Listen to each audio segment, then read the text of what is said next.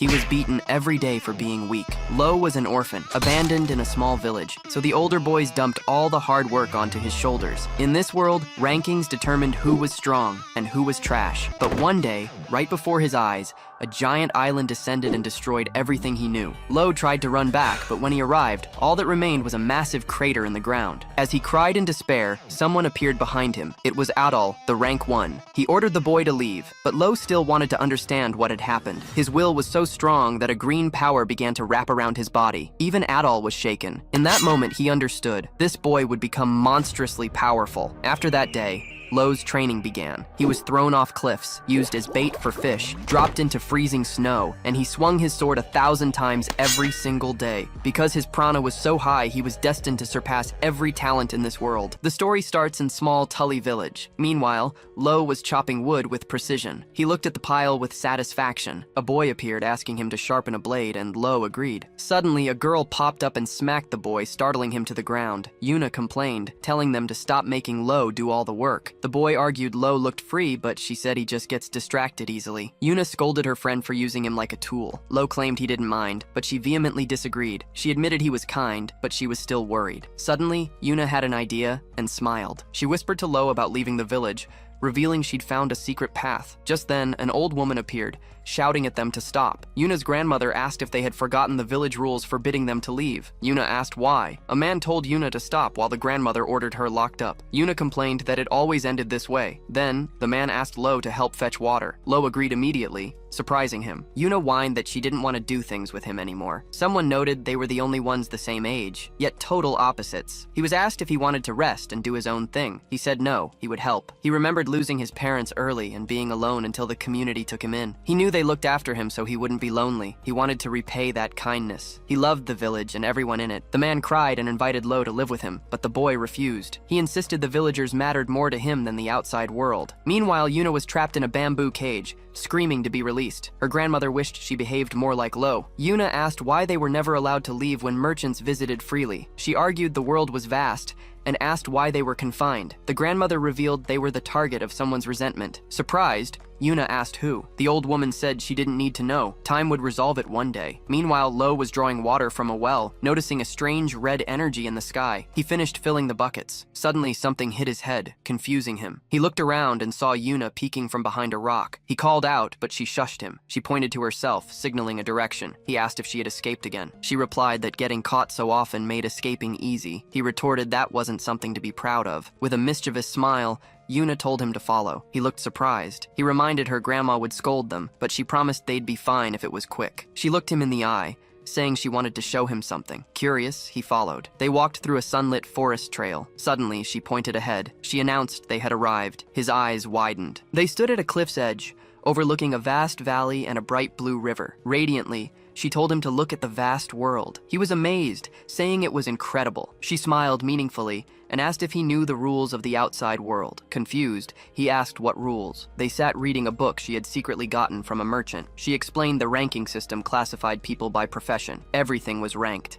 weapons, food, wealth, leading to intense competition. He realized the outside world had its own rules. Excited, she declared she wanted to be a ranker adventurer. She wanted to travel, compete, and be admired. Determination reflected in his eyes, but he remembered the village rule. Annoyed, she said she didn't care. She was leaving. She extended her hand, inviting him on an adventure. She insisted he needed to go to the outside world. She asked if he remembered the giant bird attack when she was 5. He recalled protecting her with a stick, emitting a mysterious energy. She reminded him he had saved her that day. He asked if that really happened. Excited, she confirmed seeing green energy, while he wondered about a strange sound he had heard. She said she knew he had special power. When he tried, he was stronger than anyone. She extended her hand again, saying he would shine out there. She skipped away through a flower field. Lo stayed silent, then thanked her. However, he still loved the village and said he couldn't go. Irritated, she called him stubborn, hit him with a branch, and left. He told her to be safe, then watched her leave. He pondered her decision and the rankings. The sky turned blue,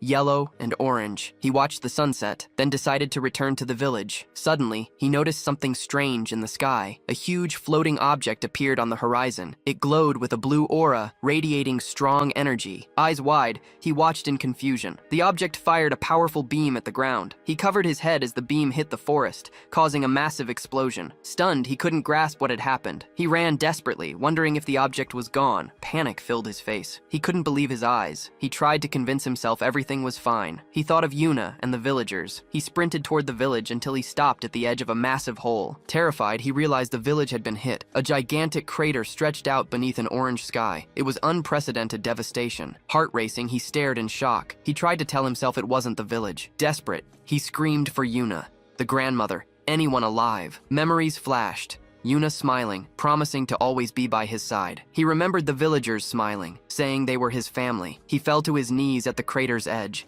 expression filled with pain. He asked why this happened. Through tears, he lamented that once again, he had only watched, unable to act. Angry, he cursed that it was too late again. A warrior appeared, looking at the crater. He approached the kneeling boy. Lo felt his presence. The warrior asked if he was a survivor of Tully village. Voice trembling, Lo confirmed. The man said it must be hard. He stated the island was gone. Confused, Lo asked what island. The man asked if he knew what that really was. Desperate, Lo grabbed the warrior, begging for answers about the village. Crying, he demanded to know what happened. The warrior, sweating and tense, handed Lo a note. He told him to give up on the village and go to the safe location indicated. Lo refused the vague answer, pointing at the destruction. Desperate, the warrior yelled that the village simply vanished, and this wasn't a world for kids. Crying, Lo begged for more. The man turned away, telling him to forget everything. Lo refused vehemently. He knew he had a special strength. A green aura enveloped him. With determination pulsing, he declared he would go to that island and bring everyone back, no matter the cost. As a child, Lo found himself in a scene of destruction. He remembered his parents dying in a landslide. In the darkness, he was alone, huddled in fear. Then, a hand reached out to comfort him in his helplessness. Soon, the villagers began to take care of him. Among them was Yuna, always smiling. She was always by his side, but everyone there was a good person who couldn't bear to see others suffer. Now, radiating a powerful energy, he declared he could never forget them. He then promised he would go to that island and bring everyone back. The warrior was surprised, questioning the amount of prana. He noticed the space around Lo was distorting. Prana, the mental energy of living beings, flowed intensely from him. It's a force everyone possesses, but few use it consciously. However, talented individuals can wield it intentionally. Though invisible, those with great power can make it visible. Furthermore, some races possess a special type of prana, and it is said that Lo's villagers are part of one such race. The warrior grumbled, recognizing him as the survivor of Babel. He then thought the boy would develop in a few years and wouldn't need protection. He braced himself as a thrown sword appeared and stuck into the ground. The warrior ordered him to take the sword and go to the island. He added that he would train him if he saw potential. At that moment, the boy showed surprise at the offer. Meanwhile, the warrior radiated a red aura and told him to attack as if to kill. Then, both prepared for the clash, enveloped in their auras. The young man charged at him with his sword. The blow was parried, and the warrior noted his opponent was still a novice with a sword. Even so, he felt immense pressure coming from him. However, he realized that the pressure was even greater than he had imagined. The wave of prana emanating from him was extraordinary. The warrior thought he was impressive. He then acknowledged that the boy was truly powerful. Then, a pillar of green energy erupted intensely, soaring into the sky. After that, he explained the place was called the Isle of Gods. Normally, it floated over the ocean, but it would rarely appear in different places, destroying everything. He confessed he tried to stop it, but the island escaped his control again. According to one theory, people caught in that light were taken to the Isle of Gods. So he asked if he would also be taken if he touched the light, but he was warned it was just a theory, and no one knew what would really happen. He then asked what he should do, and the warrior said there was a direct approach. He explained that he needed to be in the top 10 of the adventurer rankings. The boy repeated the words thoughtfully, adventurer rankings. He learned that adventurers were professionals who explored and developed unknown territories. The warrior continued,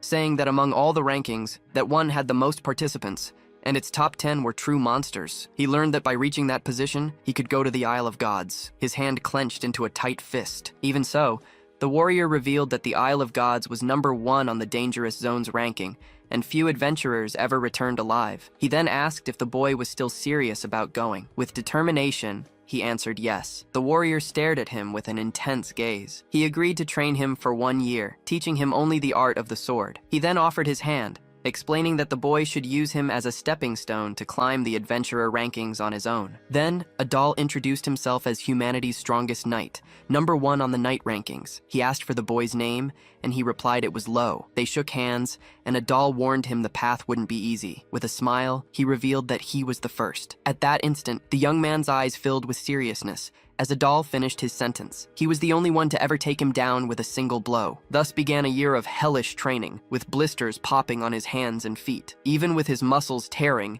he continued to train non-stop. Still, he suffered from crushed bones. His body bled from all over as he fought tirelessly. After that, Adal never mentioned the Isle of Gods again, as if encouraging him to figure out the rest on his own, or give up. Even so, he believed the villagers had to be alive. That was all he could hold on to. He questioned why the village had vanished, and what that mysterious island truly was. Meanwhile, his shoes wore out from the intensity of his training. Soon he stood up, determined to find the truth. He swore he would climb the adventurer rankings. A year later, they stood together in a lush landscape. Adal asked if he was ready, and he replied that he had been for a long time. At that moment, his eyes showed great determination. Yuna once exclaimed she wanted to become a ranker adventurer. A long time ago, she had invited him to go on an adventure together. However, Yuna, who longed for the outside world, had disappeared, and now it was he who was setting out on a journey. He decided he would hold on to her dream for now. Adal then invited him to get going. He agreed with a serious nod. The knight noted that at 17, his disciple had grown a lot, and he replied that it was a real growth spurt. Thus began the adventure of the young warrior, disciple of humanity's strongest knight, on his way to the Isle of Gods. The map showed the kingdom of Balter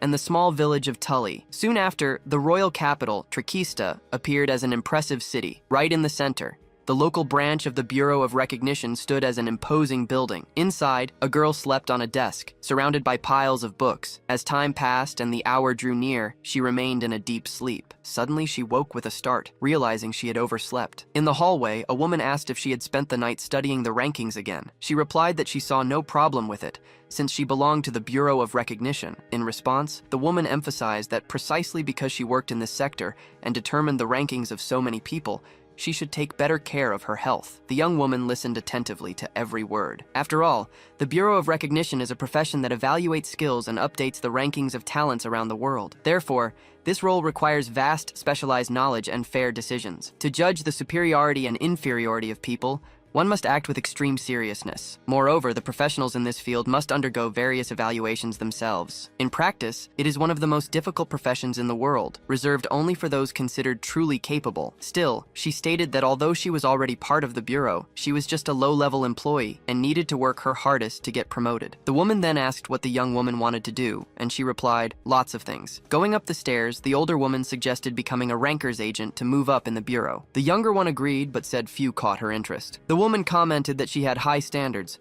but the young woman denied it, claiming that today's rankers were half-assed. She then exclaimed that, in the old days, the competition for the rankings was much fiercer. However, nowadays, the top spots were practically fixed, which made the presence of the Bureau of Recognition members feel meaningless. Still, she argued that the rankings only had value because they were constantly updated. Laughing at the situation, the woman asked if she was a ranking maniac, and the young woman confirmed it naturally, describing herself as a serious case. She then began to wonder if a rising star would ever appear, capable of completely overturning the current rankings. At that moment, the woman revealed, surprised, that perhaps that star was right there. Further on, a room full of people sat waiting on benches. Seeing the scene, the young woman asked if this was the third year of the adventurer rank registration exam, and if it was always this crowded. She was told that there were usually fewer people. In response, the other explained the increase might be related to the Azaban forest, which was recently added to the danger zone rankings about 2 months ago. Understanding, the young woman nodded,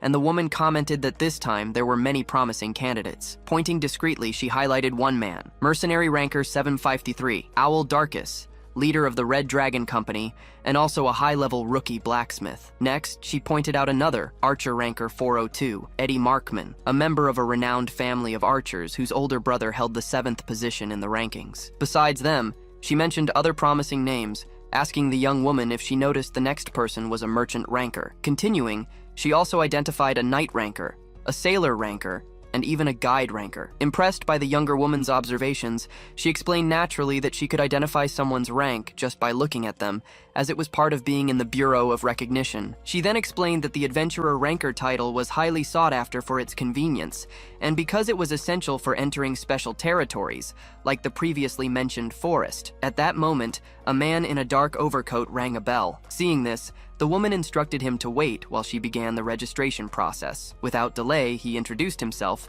saying he had come to register for the rankings. She explained that the rankings were managed by the Bureau, and that although any member could update them, initial registration was only possible at the headquarters. Lo expressed interest in registering as an adventurer ranker, and she, seizing the opportunity, invited him to take the exam that was about to begin. With a direct yes, he confirmed. The clerk handed him the form, asking him to fill in his name and other details, and informed him that the exam fee was 3,000 del. Without hesitation, Lo handed the money to the woman. At that moment, the woman said everything was ready. The man thanked her and was instructed to wait in the room, as his exam number was 53. As he walked away, Lo and the young woman exchanged a brief glance. She then commented that there were still people who didn't know what the Bureau of Recognition was, and the other replied it had been a long time since she last had to explain. Then, the woman asked for help with the exam preparations. The young woman accepted, saying that working behind the scenes wasn't so bad sometimes. When asked if that was sarcasm, she assured her she was being serious. Standing before the candidates, the woman, now acting as an examiner,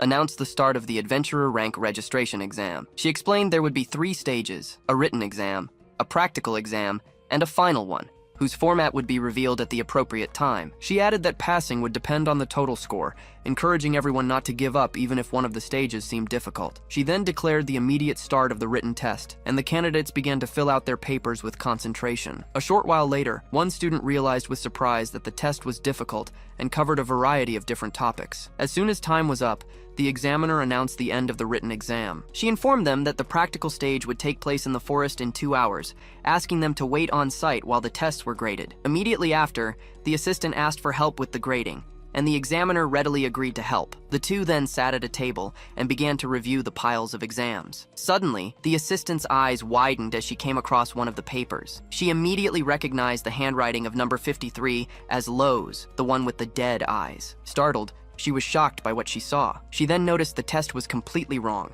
with numerous failing marks. Despite the shock, she continued grading, reflecting on the disastrous performance before her. 2 hours later, the examiner addressed the students and announced the start of the practical test, revealing it would be a treasure hunt in the forest. She clarified that candidates had to collect the listed items to earn points, that fighting was prohibited, and that possession of an item went to whoever touched it first. Meanwhile, 2 men boasted about their skills with medicinal herbs and insects, confident in their chances. Soon after, the examiner officially declared the start of the second stage, and everyone bolted into the forest. Now among the trees, the assistant commented that she could finally rest a bit. A moment later, the examiner wondered how many would pass, and her colleague estimated that perhaps half of the participants would make it. Observing the students in action, she noted it was easier to assess their abilities while they were moving, and asked if anyone had caught the assistant's attention. With a slight sigh, the other lamented that no one had impressed her. Just then, a young man approached, asking if he was the first to return. Right after, Darkus revealed a Rigel stone in his hand, worth 120 points. Puzzled,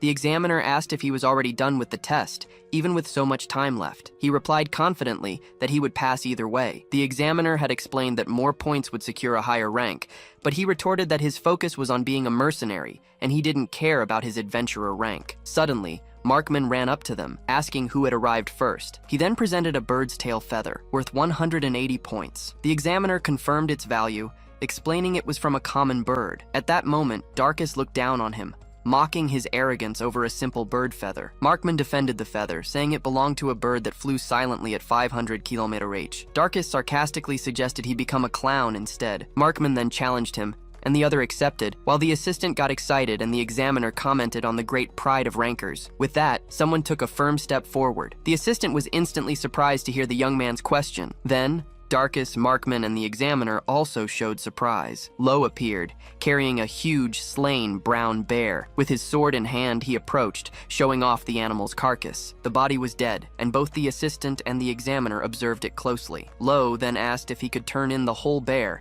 as he didn't know how to remove the gallbladder. Despite some hesitation, the examiner answered that yes, it was possible. Since the bear's gallbladder was worth 300 points, the other students began to wonder how he managed to kill the animal alone. At that moment, the assistant asked how he had recognized the creature as a brown bear, since his written exam had been a disaster. Lo explained that the animal often appeared near his village, which surprised the examiner when she heard where he was from. Meanwhile, the assistant wondered if anyone had seen the boy fight. A man from the crowd then claimed that he had, by chance, witnessed the fight up close. However, he said he couldn't be certain about what he saw. As he drew his sword to face the brown bear, the scene unfolded before everyone. In an instant, the animal was slain. At that moment, the assistant watched Lo, deep in thought. About an hour later, in an underground training area, the examiner questioned the students about what an adventurer should fear. She immediately answered her own question: magical beasts and humans themselves. She explained that an adventurer's mission is to explore unknown lands, entering unpopular territories. During these journeys, she added, threats included bandits and pirates, making power essential to overcome them. For this reason,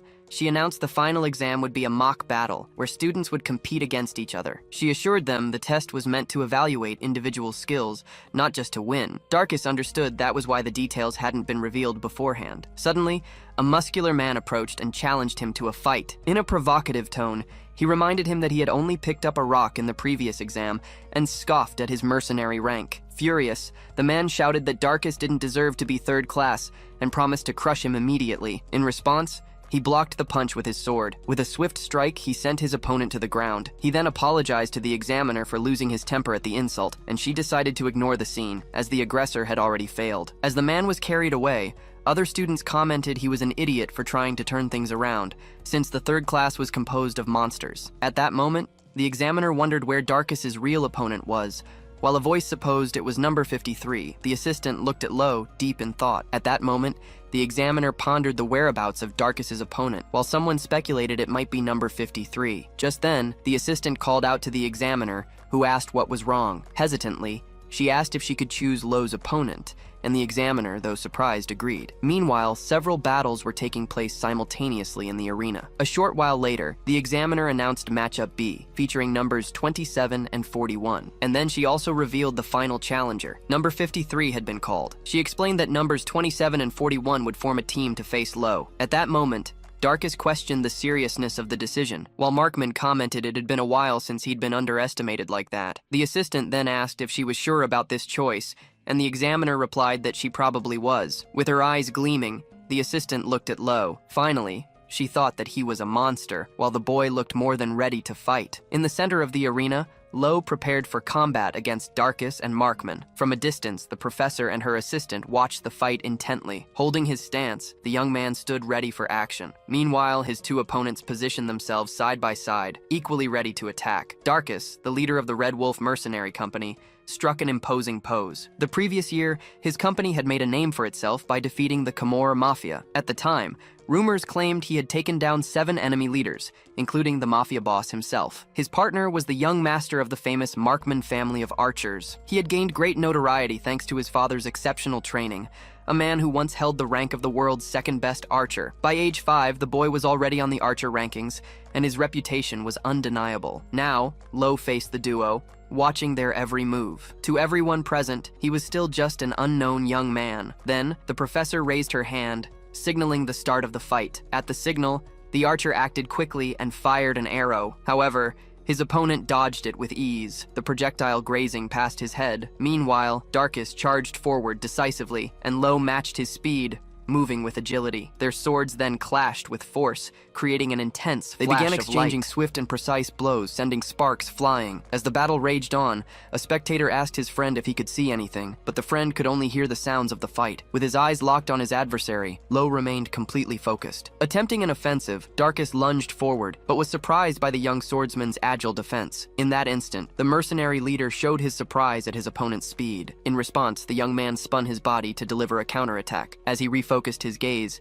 he noticed several arrows rapidly approaching. He then looked up, spotting the archer readying another attack. One of the arrows was sliced in midair with a precise swing of his sword. He then blocked and deflected all the others with firm, calculated movements. Witnessing the scene, nearby spectators were startled as the ground cracked from the impact. One of them, nearly hit, stood in shock. From above, Lo stared down his two opponents, who were preparing to continue the fight. It was then that Darkus commented that the swordsman must be a high-ranking knight, and the surprised archer stated he'd never seen anyone like him. In response, the young man asked if they were also affiliated with other rankings. The archer replied that he was 402nd on the archer rankings, and the mercenary leader added that he held the 753rd spot on the mercenary rankings. Hearing this, the young man simply said he understood as a green aura began to manifest around him. He then declared that if he defeated them, he would surely ascend to the triple-digit ranks. The emerald energy expanded around him, forcing the spectators to back away instinctively. Showing surprise, Markman reacted to the power manifesting before his eyes. Darkus was also shocked, feeling his opponent's intimidating presence grow suddenly. Seeing this, the assistant murmured, impressed that his prana was visible and of such magnitude. At that moment, the archer explained that the ranking wasn't tied solely to profession. He then repeated that he was 402nd on the archer rankings as he prepared another shot. Finally, he revealed that he also held the 78th spot on the sharpshooter rankings. In a matter of seconds, Markman was defeated. In that instant, Darkus watched Lo, who was still enveloped in his green aura, while the archer lay on the ground. Surprised, the mercenary stared at his opponent with wide eyes. Then, they faced each other in silence, swords raised and ready for another clash. While Lo maintained an intense gaze, fear began to show on Darkus's face. Then the swordsman lunged at him with incredible speed. The blade stopped just an inch from his neck, causing him to scream out, "Wait!" With no other choice, Darkus dropped his sword and raised his hands in surrender. In a serious tone, he explained that he had to get to work, and passing out like his partner would be a huge problem. Hearing this, Lo stared at him for a moment. Then, he sheathed his sword and replied that he understood. Averting his gaze, the mercenary turned his head and thought to himself that this kid was a real monster. Meanwhile, Lo himself was lost in thought,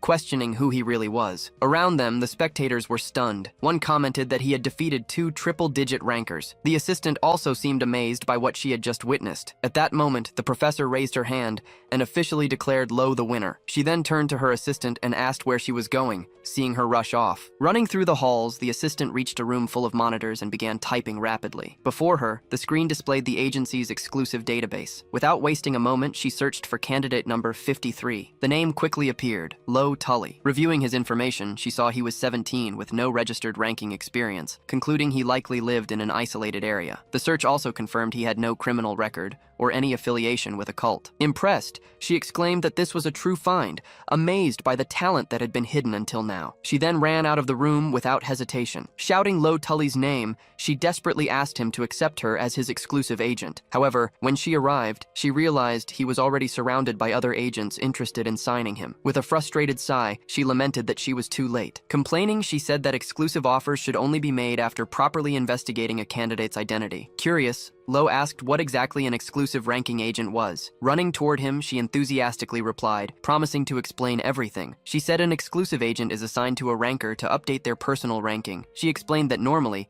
one has to wait for the agency to send an evaluator to process the update. However, with an exclusive agent, the ranking can be updated instantly. She added that this type of agent is especially valued by adventurers who are constantly traveling. Just then, she pulled something from her pocket. She revealed that recognition agents have an exclusive terminal, the rank Tell, with direct access to the latest information. She stressed that to climb the ranks efficiently, he should seriously consider hiring one. Reflecting for a moment, Lo considered the idea of climbing the ranks more efficiently. A moment later, he said he had one condition. Turning to the other agents, with the assistant by his side, he raised his voice. He asked if there was anyone there who could get him into the top 10 of the adventurer rankings. Faced with such a bold question, she and the other agents were all taken by surprise.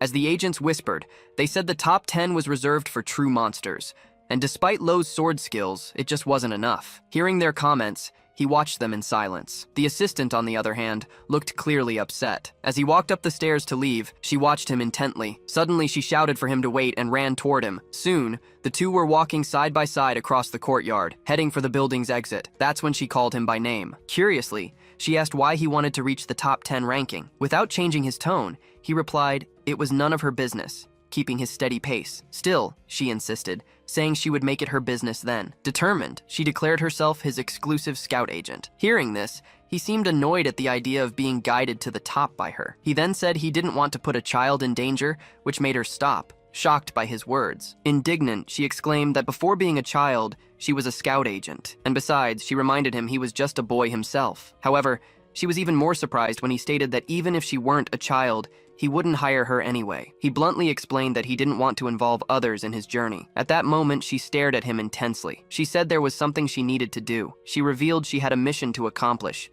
even if it cost her her life. That's why she wanted to join him. They both stared at each other firmly. She showed her full determination. Meanwhile, he also reaffirmed his own resolve to go to the island and bring everyone back. Recognizing her feelings, Lo said that she too had something she needed to do. Side by side, they stood before the building, which stretched out in the background like a symbol of their new alliance. The assistant then held out her hand, promising to take him to the level of an elite ranker. He accepted the gesture and for the first time, revealed his full name, Lo Tully. The two shook hands firmly. Afterward, night fell on the city, illuminated by hundreds of lights shining under the dark sky. Inside the room, the space was tidy and glowed softly, with a wide view of the illuminated buildings. With a smile, she asked if he liked the place. She explained that she had rented the room for a few days for him to use as a temporary base. Seeing how well organized the place was, he praised her competence. Tossing her bag on the floor, she replied that it was nothing. However, upon learning there would be a 1-week trial period, her expression suddenly changed. Annoyed, she complained about the decision,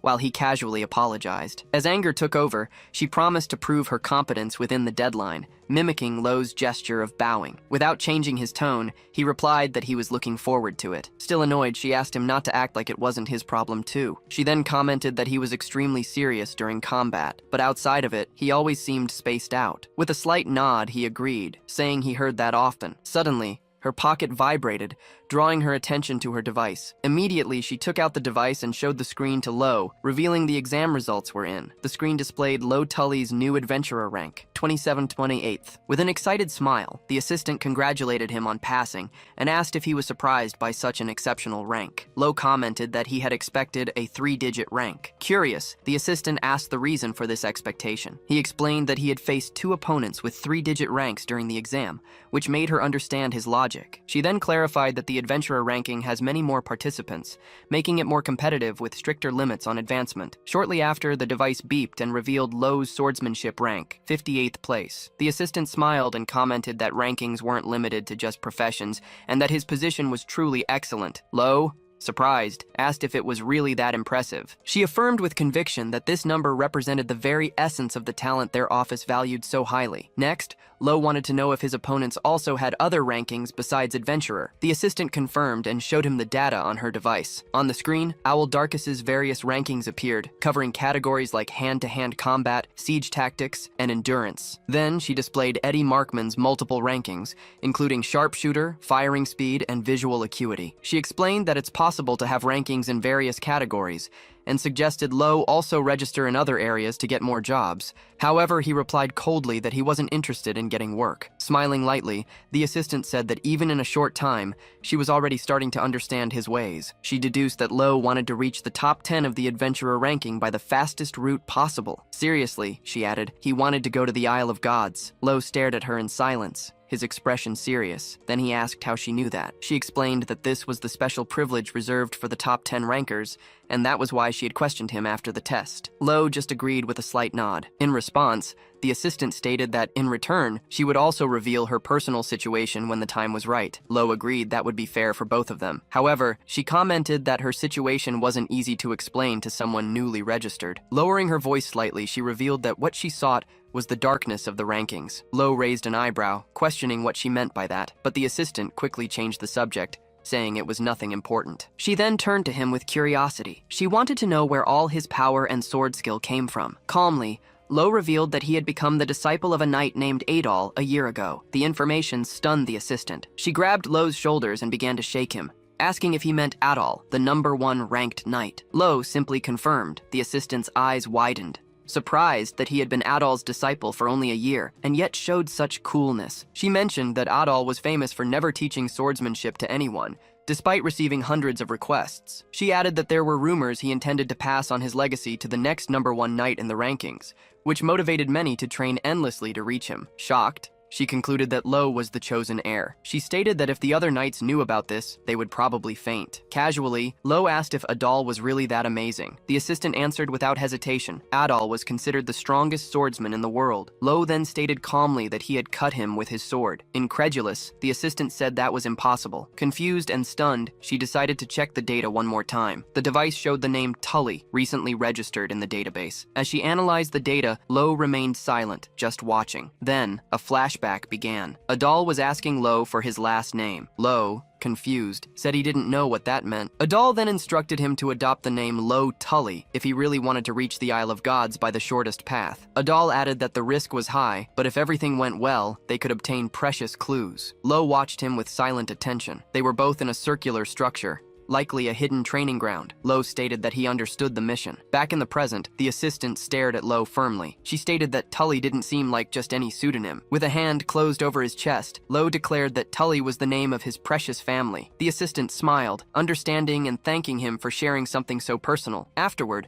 Lo suggested they rest for the day, as her duties as a scout agent were over. Without a word, the assistant took off her hat. Surprised, Lo watched her in silence. His eyes wide, he asked if she was a girl. Confused, she replied with a, "Huh?" Astonished, she asked if he had only just now realized it. Lo apologized sincerely. She clutched her hat in frustration, not knowing whether to laugh or scream. Finally, she thought to herself, frustrated, "Is that all he has to say?" Just then, a carriage stopped on a quiet city street. Inside the house, the assistant sat reading a newspaper in the sunlight. As she read on, her expression grew more and more surprised. Soon after, she greeted Lo as he came down the stairs, noting he was up early. In response, he just stared at her with a serious expression. He then mumbled something about getting water, but she cut him off, questioning him in confusion. Still, he replied it was nothing and greeted her, and she wished him a good morning back. Next, she tied up her hair and suggested they go get some coffee. He then lightly touched his hat, thinking it would be a long journey, but acknowledging this was just the first step. Excited, she proposed a strategy meeting to help him get into the adventurer rankings. Later, at a cafe, she explained that to climb the ranks,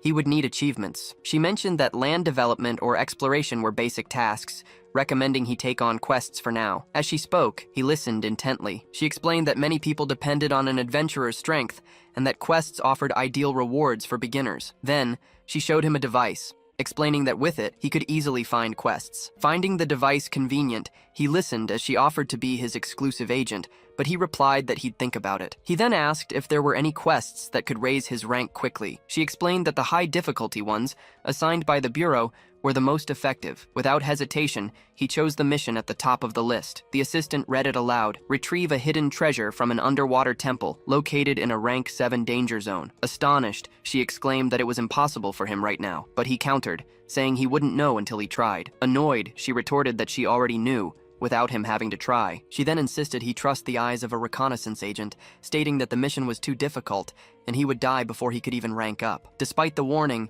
he asked to try anyway and questioned if the Isle of Gods was the rank 1 danger zone. Staring at her with determination, he stated that he couldn't back down. At this, she felt frustrated, thinking he was even more stubborn than she'd imagined. She knew she had to persuade him somehow. Suddenly, a man approached them, smiling, and asked if they were in trouble. In that moment, the assistant recognized him as Loud. He greeted her, saying it had been a while. Curious, Lo asked who he was. She offered to introduce them, revealing his full name, Loud Blowerword. She quickly explained that he was a formidable individual, ranked 11th among all adventurers. Surprised, he repeated, 11th, with a serious look. Meanwhile, in his mind, he recalled that adventurers were the most numerous in the rankings, and the best among them were true monsters. He reflected that this man was one of those monsters, a high-ranking adventurer. Finally, he concluded that if Loud was 11th, with just one more level up, he could challenge the Isle of Gods. Seizing the opportunity, the assistant asked Loud for a favor, and he promptly asked what it was. With a glint in her eye, she pointed at Lo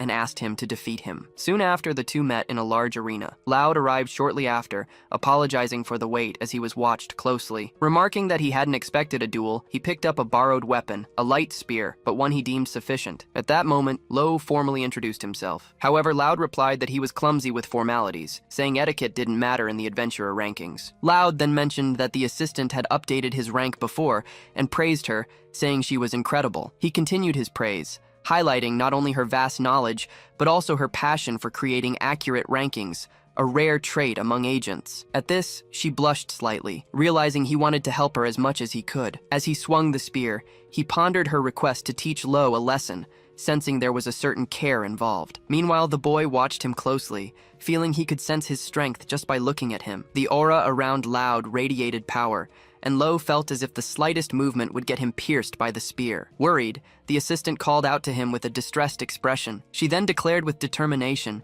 that this was a good chance for him to learn about the vastness of the world. Hearing this, he looked at her seriously, taking in her words. He then grew thoughtful, wondering if this was really about vastness. At that same moment, he remembered what had happened to his village. Engulfed by an intense aura, he declared that he already knew about vastness. In that instant, a screen appeared, announcing the duel between Lo Tully, ranked 2728th, and Loud Blowerword, ranked 11th. Excited, the assistant shouted for the duel to begin. Immediately after, the two clashed in a confrontation of sword and spear. Preparing for the attack, Lo channeled prana into his armor and delivered a high-impact strike. As he defended himself, Loud suspected that Lo was increasing his agility by channeling prana into his hands and feet. Still, he thought that this style of swordsmanship couldn't be his own. He recalled that the Sword Saint's technique was passed down to only one successor, making it impossible for the boy to have learned such a secret skill. The next instant, he was attacked from behind, forcing him to snap out of his thoughts. They clashed once more, with Loud managing to block the blow. Then, he smiled, and commented that he was quite relaxed. Lo gritted his teeth, intensifying the exchange of powerful blows. During the fight, Loud realized his opponent's prana was greater than his own and had an unusual glow, so he leaped back to create some distance. Watching the movement, Lo showed his confusion. At that moment, Loud questioned him about his race, only to get a question in return. He stated that Lo couldn't feign ignorance, as that glow wasn't something acquired later in life. Spinning his spear, he declared that he would make him talk if he remained silent. Right after, he slammed the weapon into the ground with force. Next, he asked if he could also use enchantments. Lo looked at him, surprised by the question. Then, Loud began an enchantment, chanting about a horse galloping fiercely and catching its breath as it crossed mountains. His aura intensified into a golden glow. All around them, countless swords emerged from the ground as he continued his recitation, describing a paulownia tree and the water's surface. Finishing with a prayer for peace and a leap, he revealed it to be an enchantment of the Windblocker tribe. The assistant, distressed, called out to Lo,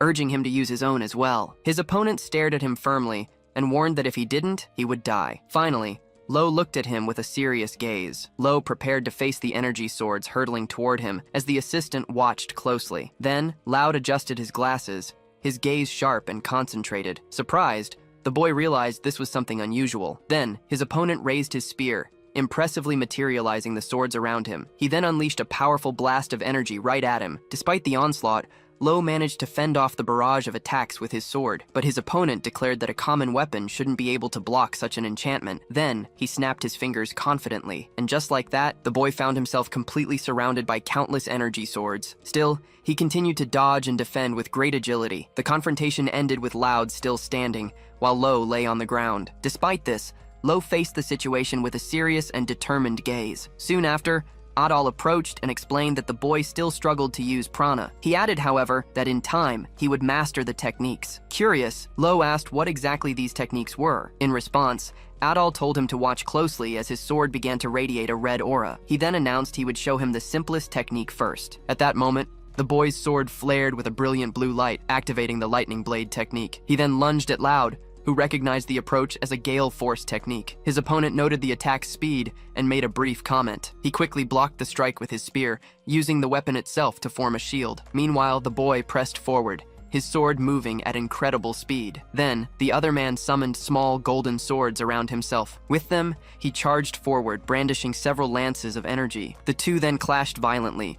Loud dodged the attack at the last second, recognizing a lightning-fast slash invisible to the naked eye. He then hurled his spear at his opponent. Even so, the boy managed to block it with his sword, but the impact sent him flying backward. The force of the blow launched him high into the air. Moments later, he lay on the ground, his face etched with exhaustion. Loud stood over him, praising his performance. Still, he snapped his fingers again and commented that the barrier between them was still too high. The assistant and the boy stared in shock at the glowing swords surrounding him. Surprised, she grew uneasy at the sight. He too was stunned as he realized the gravity of the situation. At that moment, Loud raised his hand, warning them not to underestimate the adventurer rankings. Immediately after, the golden swords rained down on him relentlessly. An explosion of energy and dust erupted from the point of impact. When the dust settled, it revealed the boy lying in a crater, pinned down by the swords embedded in the ground around him. The match was declared over. Loud was the victor, holding his rank as number 11. The warrior asked the assistant if she was satisfied. She thanked him. He remarked that the boy surely understood now, and Loud agreed. His gaze fell upon the figure lying on the ground. Then he asked if she had really believed he could win. The assistant replied that she had only thought it might be possible. He then asked if her belief was based on the fact that the boy was Adol's disciple. She confirmed he had guessed right. Finally, Loud explained that he recognized the high-speed sword technique as the style of the Sword Saint. Loud wondered if that could be right. The Sword Saint's style was the most powerful form of swordsmanship, passed down through generations to a single successor among the Ranker Knights. He concluded, it was strange for a mere adventurer to have inherited it, as if he'd stolen a sacred treasure from a true knight. The assistant agreed and decided she would have to keep low from crossing paths with any of them. Loud affirmed that would be wise, since such an encounter could cost the boy his life. She reflected that if he conducted himself like a true Ranker Knight, perhaps things would resolve without major issues. With a thoughtful expression, she concluded there was something Lo needed to accomplish, something he considered essential, even if it seemed impossible. It was then that the assistant revealed the real reason she had believed in him, regardless of his inherited style. She explained it was because Lo claimed to have landed a hit on a doll, a revelation that astonished Loud. While it seemed unlikely he could pull off such a feat at his current level, she admitted he didn't seem like the type to lie. Loud agreed, thinking there must have been some special circumstance behind it. He reflected that while the boy's style was impressive, what truly caught his attention was the energy contained within his prana. Just then, the assistant called out to him. He gripped his spear and concluded that Lo was likely capable of using enchantments as well. And he thought that if Lo had used them during their fight, the outcome might have been very different. Under the sunlight, a girl was in the kitchen. While stirring something, she hummed a soft melody. With a serene face, she seemed lost in thought. Suddenly, an older woman scolded her, asking what she was humming. Indignant, she called her a fool and explained that the song kept them from leaving. She then forbade the young woman from singing it again, demanding she understand the gravity of the situation. With a saddened expression, the girl remained silent. Soon after, her eyes closed in an expression of anguish. At that moment, a hand reached out and a voice apologized to Lo. At the same time, his eyes opened. Covered in bandages, he was lying in a bed. Confused, he asked where he was. Surprised, the assistant asked if he had finally woken up. She then explained he was in the infirmary of the reconnaissance agency and that he had slept the entire day. In disbelief, Lo asked if he had really slept all day. With a slight smile, she confirmed, saying he was out like a light. Finally, she revealed that the doctor suspected accumulated mental fatigue and asked if he wasn't rushing things too much. Looking to the side, he remained silent. The image of his body, fallen under a rain of spears, flashed through his mind. Reflecting, he admitted she might be right. Watching him thoughtfully, the assistant approached. Gently touching the bed, she revealed she had something important to tell him. Curiously, she asked if he knew what incantations were. With a surprised expression, Lo said he didn't. She then explained that incantations are a special use of prana, exclusive to certain races and highly valued by the best warriors. Wanting to know more, he asked if Loud was one of them. She confirmed, revealing he was a warrior from the Blower Ward tribe. She then described the tribe as skilled hunters living in the southern swamps. She added that incantations are passed down orally, in the form of poems, among the tribes. That's why they are called that. Continuing, she clarified that due to a genetic component, it's difficult to acquire them later in life. Then, she mentioned that Loud had commented that Lo also seemed to possess incantations. With that, she asked if he had any idea about it. Thoughtfully, his eyes widened. At that moment, the image of the girl humming in her kitchen appeared in his mind. With a slight nod, he answered yes. Beaming, the assistant expressed her joy. Excitedly, she shouted that incantations were a huge asset and that he could become an elite ranker. Right after, she showed him her phone, saying she'd found the perfect mission for him. On the screen was the investigation mission for the Azaban Forest, a danger zone ranked 48th. Intrigued, he asked if it was just an ecological survey. She confirmed, but with a worrying catch. She revealed that people were disappearing in that forest, including high-ranking adventurers who vanished without a trace. She also explained that if he discovered the cause, he could easily climb 200 ranks, though the risk was considerably higher. Without hesitation, Lo stated he would accept the mission. He then asked if she had suggested it because she believed in his ability. With a sincere smile, she replied, "Of course." Then, the excited assistant said they needed to go through the acceptance procedures. She then warned that Azaban Forest had animals protected from hunting and restricted areas,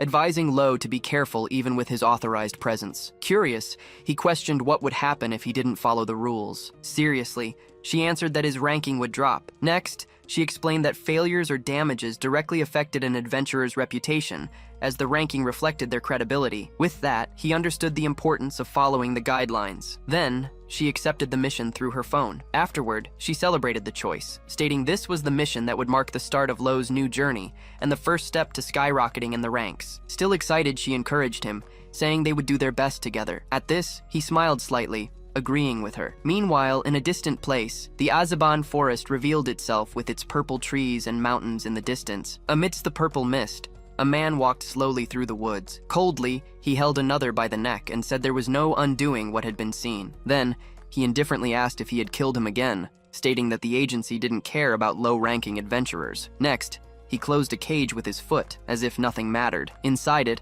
a white wolf with a horn remained trapped, as the man thought it was foolish to try to climb the ranks honestly. Watching the animal closely, he calculated that selling the horn of that Unihorosero would quickly get him into the triple-digit ranks. The Unihorosero, in turn, stared at him with sharp yellow eyes. At that moment, a mysterious figure commented that strength alone wasn't enough to raise an adventurer's rank. In response, Rosso Cruel, a rank 7 smuggler, stated that he existed for those who suffered from such injustices. Meanwhile, Dalkin Iris, with his back to everyone, reflected that he would never give up a good hunting ground like this one. Right after, he raised his arms confidently, declaring he would reach the top 100. He, a rank 672 adventurer, wore a determined smile. So, Lo and the assistant walked together toward the entrance of a forest protected by a fence. As they approach, he hands a document to one of the guards and asks them to check his rank. After confirming the adventurer's rank is 27/28th, the guard authorizes his entry. As they walk, he asks how many adventurers there are,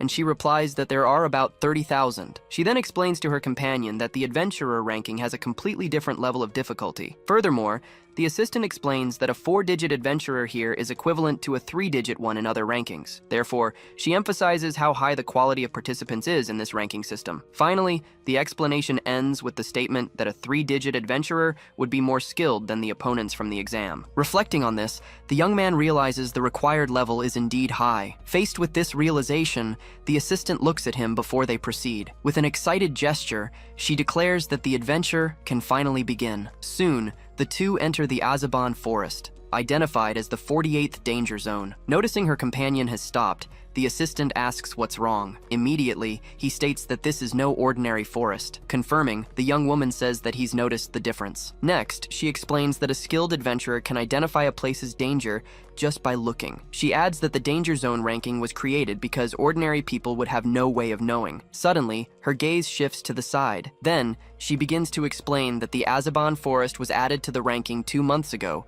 for a simple reason. At that moment, a massive outbreak of monsters appears before them. The assistant takes cover behind the warrior, asking for protection, while he tells her to leave it to him. With that, the young man advances and attacks the creatures with his sword. Just then, a winged monster swoops down to attack him from above. Quickly, he turns and intercepts the creature with a sword strike. After that, he leaps toward other insectoid monsters to continue the fight. With a single sword strike, he defeats the remaining monsters. Right after, his companion asks if the technique he used was taught by a doll, and he confirms it was. He explains that he learned several techniques from a doll but can't use most of them yet, though he believes he's close to mastering the second one. At that moment, a huge Brad orc, rank 126, appears before them. The creature then roars at the two of them. Facing the threat, the adventurer decides it's time to test his new technique. He then advances toward the orc while channeling the energy of his technique, the mid-path. Then, he announces the skill's name, Lotus Flower. With that, he unleashes a cross slash that hits the orc head-on. The blow strikes the creature's chest,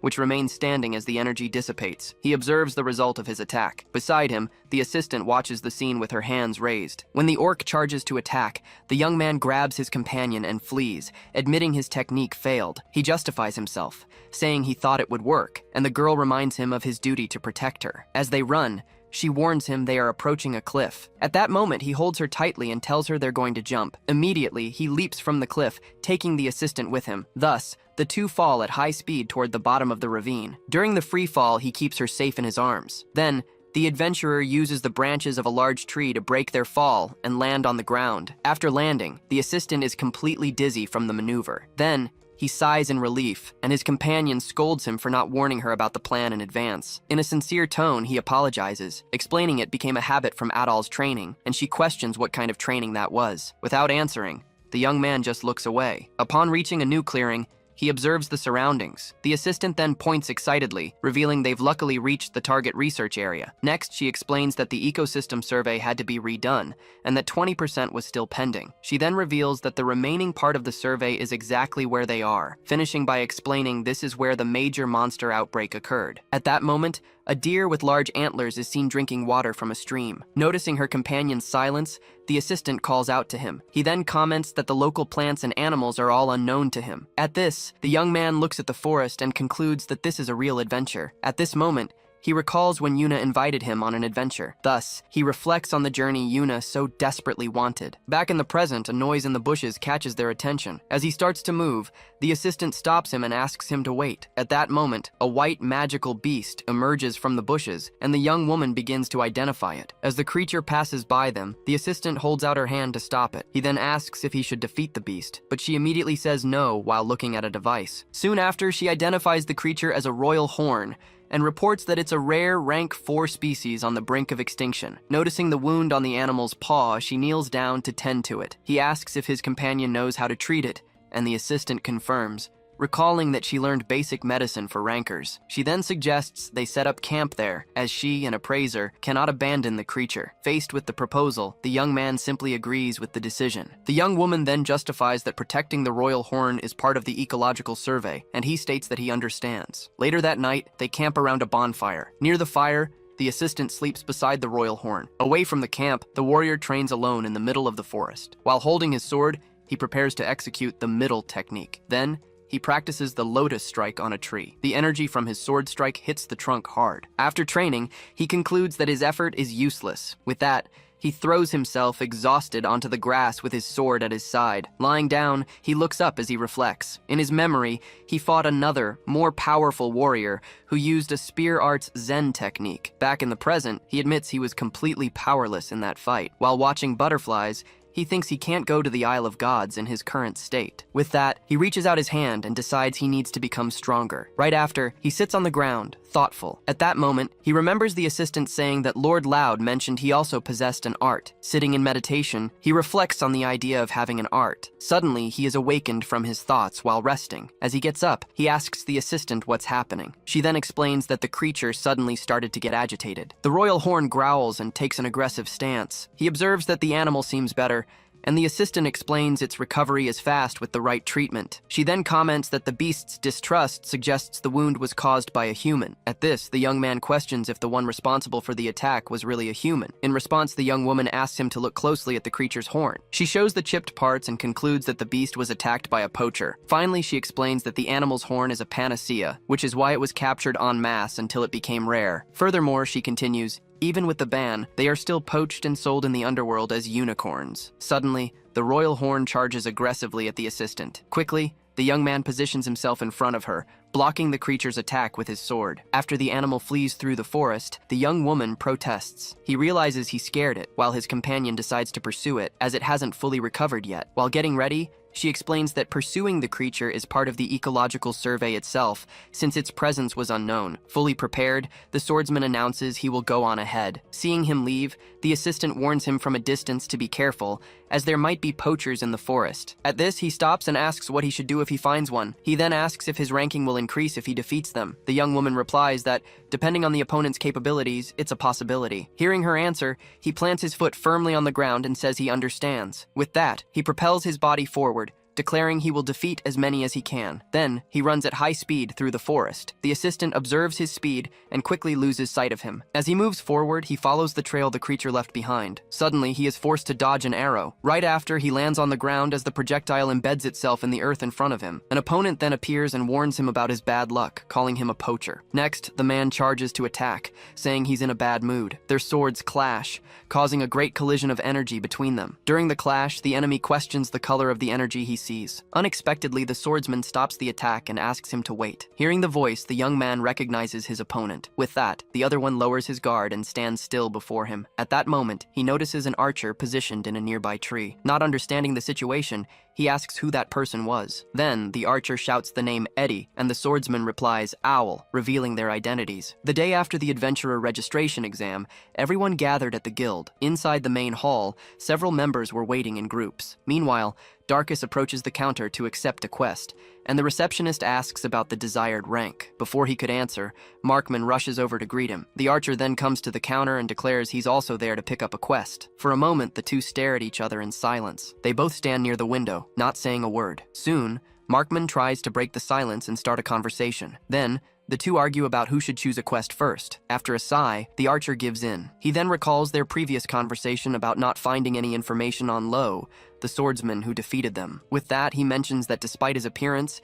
he's considered a prodigy among archers. Still, he admits that losing so directly to someone unranked was a blow to his pride. Darkis, on the other hand, remains silent for a moment. Rejoining his group, one of the members congratulates him on a job well done, calling him captain. He's then asked about his adventurer registration, and he confirms he signed up. Hearing the news, the group celebrates, since they can now take on a wider variety of quests. One of the members comments that he must have made things difficult for the other candidates. However, the young man just denies her statement. His companions laugh, suggesting the hardest part was holding back, as a high-ranking mercenary would never lose to a rookie. In response, he slams his fist on the table, shattering it. Startled, the group members look at their captain, who has stood up. He then grits his teeth as he remembers that guy. The image of the swordsman flashes in his mind. He recalls how his opponent didn't even look at him during the fight. He realizes he was treated as just an obstacle in the way. Facing his team, he announces that starting tomorrow, their training will be tripled. Everyone reacts with surprise. A member questions the decision,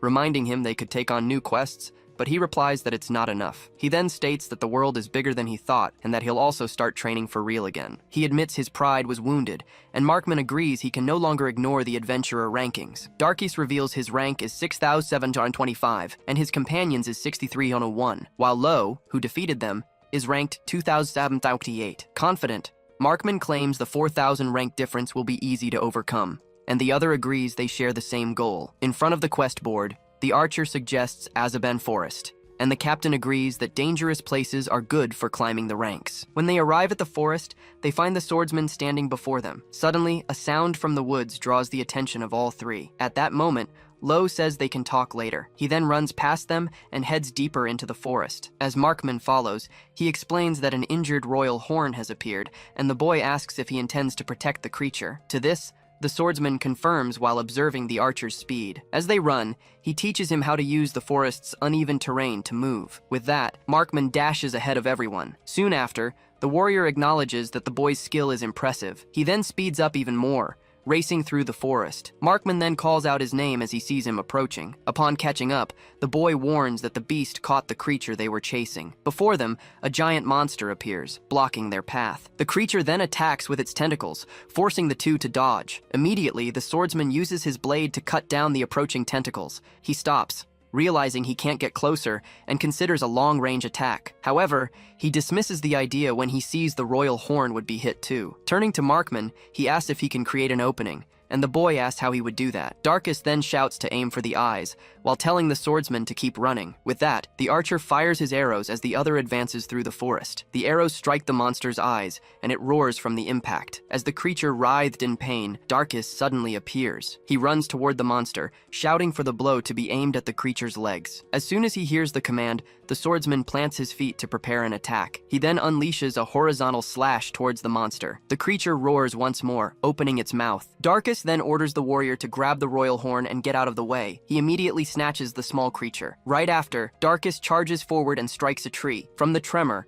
a tree topples directly onto the monster. After the tree crushes the enemy, the swordsman watches the scene, holding the small creature. Markman praises Darkis's commands, who replies he's used to handling subordinates, irritating the boy. From a distance, the swordsman watches the two in silence for a moment. He then remembers the conversation about the top 10 ranks and how his sword skills alone got him there. Looking at the defeated creature, he concludes that swordsmanship alone isn't enough. He watches Markman and Darkis while thinking about how to raise his own adventurer rank. While holding the royal horn, he decides he needs to master more skills beyond swordsmanship. Suddenly, the assistant comes running and apologizes to the swordsman. She then observes the scene with the two young men and the fallen log, asking what's going on. He explains that he thought they were illegal hunters, but it was a misunderstanding that was quickly resolved. Hearing this, the young woman remarks that it was good he didn't attack recklessly and handled the situation peacefully. Even so, she looks at the two involved and considers lowering their ranking for the confusion. Then, She says she's just kidding, but she'll do it next time, and they both agree to be more careful. Afterward, Darkus whispers, asking why the guy hangs around with an evaluator. He replies that it's easier to climb the ranks this way, but it also means constant surveillance. Markman warns that he'll mostly get inflexible jobs and travel a lot, but the girl denies that will happen. Despite her denial, the archer insists,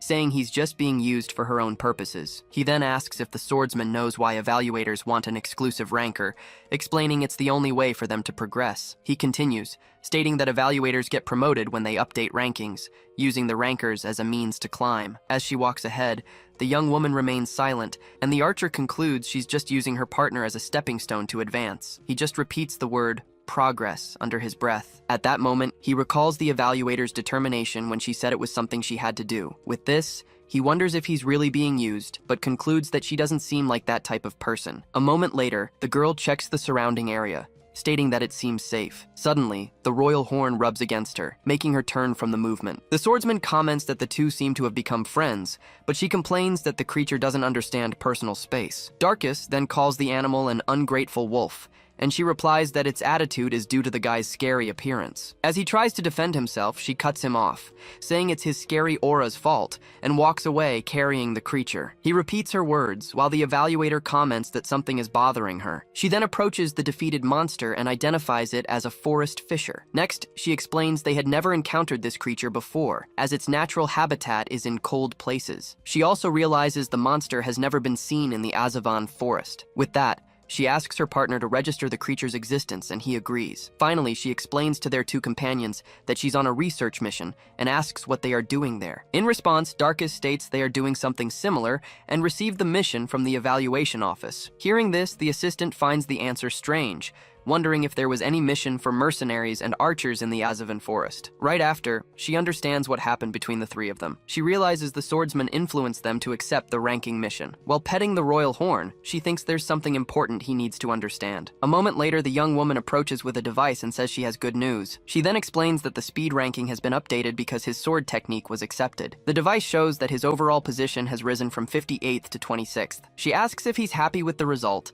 and the young man confirms, albeit with some hesitation. With a smile, the evaluator comments that she was able to see the technique thanks to her instincts as a member of the evaluation office. He stares at her for a moment and asks what she means by that. He then questions if she's always this incredible. The young woman smiles at the question. With a confident pose, she returns the jab, asking if he's only just now realizing it. From a distance, the other two approach, asking what rank he achieved. She then asks if the guy wants to show them, and he agrees. As soon as the device is shown, Markman complains upon seeing the swordsman has climbed in all the rankings. Afterward, Darkus turns to him and says there's something important he needs to know. Sincerely, the boy admits he's not good at anything besides his sword. From this, the mercenary understands that he is only trained in swordsmanship so far, and the other confirms. He then remembers how the archer helped him move, and the captain's command instinct. Next, Darkus explains that as a leader of a mercenary group, it's natural to create plans to protect his subordinates. He also details the importance of formations, instructions, and everyone's positioning in an attack. Still, he questions if the swordsman is really interested, since his technique doesn't seem to need any advice. Firmly, the boy states that he does, asking them to teach him more. At his response, the two companions look at each other in silence for a moment. Shortly after,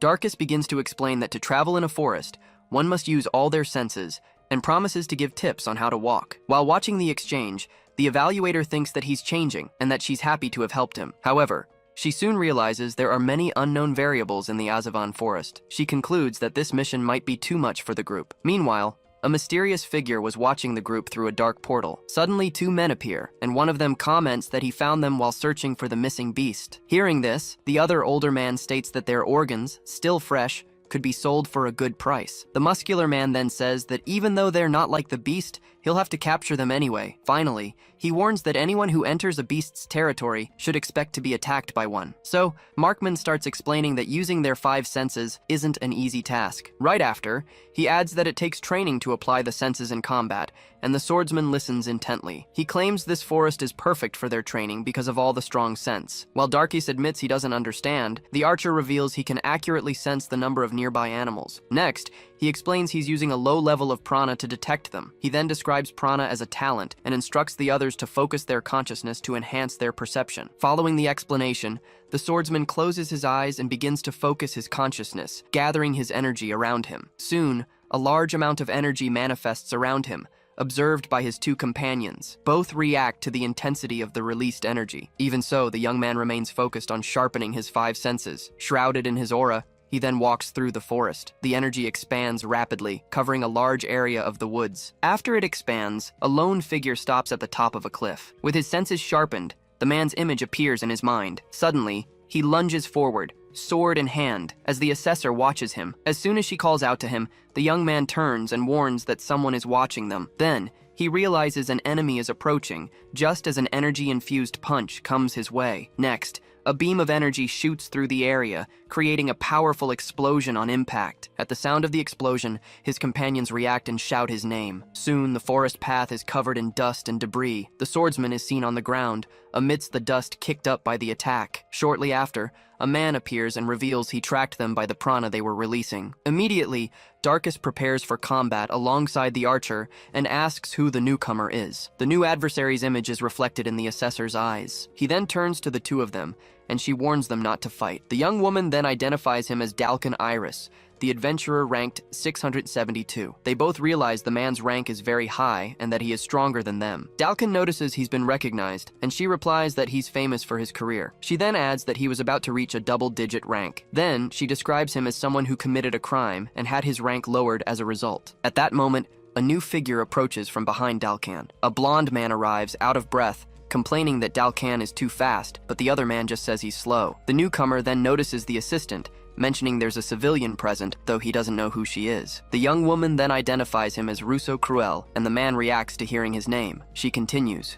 revealing he's a black market dealer, ranked 76th. Hearing this, Russo praises her for being well-informed and knowing about the crime rankings. A note explains that the crime ranking reflects the severity of a criminal's actions. It also details that this is an unofficial ranking, created by users and sometimes adopted by official bodies. Shortly after, Dalkin looks to the side and mentions the unicorn. Then, he finally spots the creature hiding behind a tree. He stares at the unicorn and states that he's been looking for it. Immediately, the assistant steps in front of the creature to protect it. She then confronts the man, asking why he's traveling with that other guy. He openly replies that his motivation for the partnership is, obviously, money. She then questions him, stating he could earn money fairly with his skills. However, Dalkin corrects her, explaining that money isn't the only thing he wants. He then reveals he has two reasons for the partnership: to sell to and buy products from Russo. The assistant repeats the word buy, processing the information. The man then reveals that ranks can be bought if someone really wants to. This possibility causes a visible reaction in the young woman's eyes. She then accuses him of insulting the rankings in front of a civilian. Suddenly,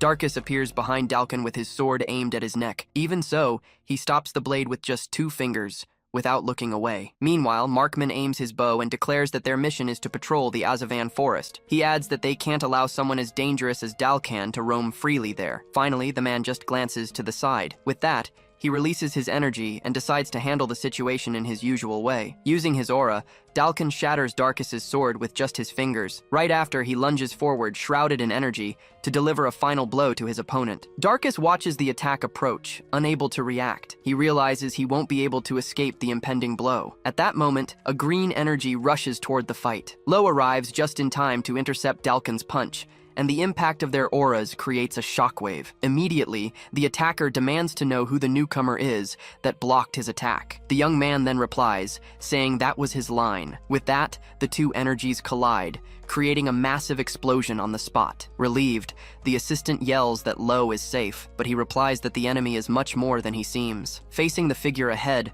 the girl wonders if that imposing man is the hunter they were looking for. Recalling an image of the target, she confirms her suspicions without a doubt. Without hesitation, the young man rushes forward and prepares a swift attack with his sword.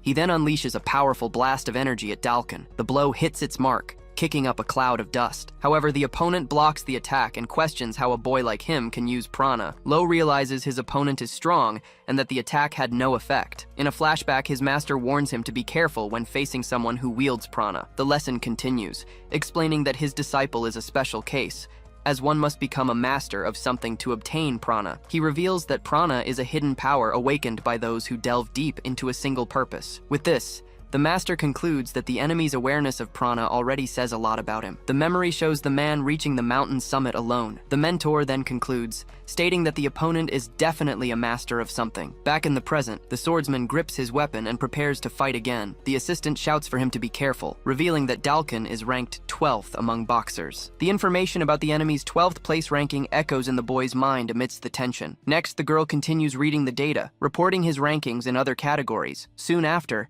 she discovers the opponent is ranked 7th in weightlifting. With this, the assistant concludes Dalkin's power is world-class and warns them not to get close. The fighter then complains about how annoying it is to have a certifier nearby revealing his information. Focusing on the girl, he decides he'll crush her first. He then channels his energy into a tree, as the assistant watches from a distance. In an instant, Dalkin rips the entire tree from the ground with his bare hands. As he prepares to throw it, he orders the girl to die. The tree then flies at high speed toward the assistant. At the last second, Lo appears in front of her and slices the trunk in half. Without wasting time, he fires a new beam of energy at the enemy. The young woman shouts her companion's name as she runs toward him. Amidst the wreckage, he remains standing, his energy enveloping him. Suddenly, Rosso Cruel appears and reacts to the scene with surprise. He then comments that the boy possesses a strange prana. Rosso Cruel tells Dalkin to capture that person, assuring him he'll get a good price for them. With that, the brute confirms he will capture him as planned, if he survives the fight. From a nearby tree, Markman warns it would be a problem if they were forgotten. Immediately after, he fires 3 arrows at Dalkin. However, the man effortlessly blocks the arrows with his energy. Wrapped in his aura, he turns toward the archer. He then questions if they are truly worthy of being remembered. Meanwhile, Darkus appears from behind and throws an object toward the opponents. The young man yells,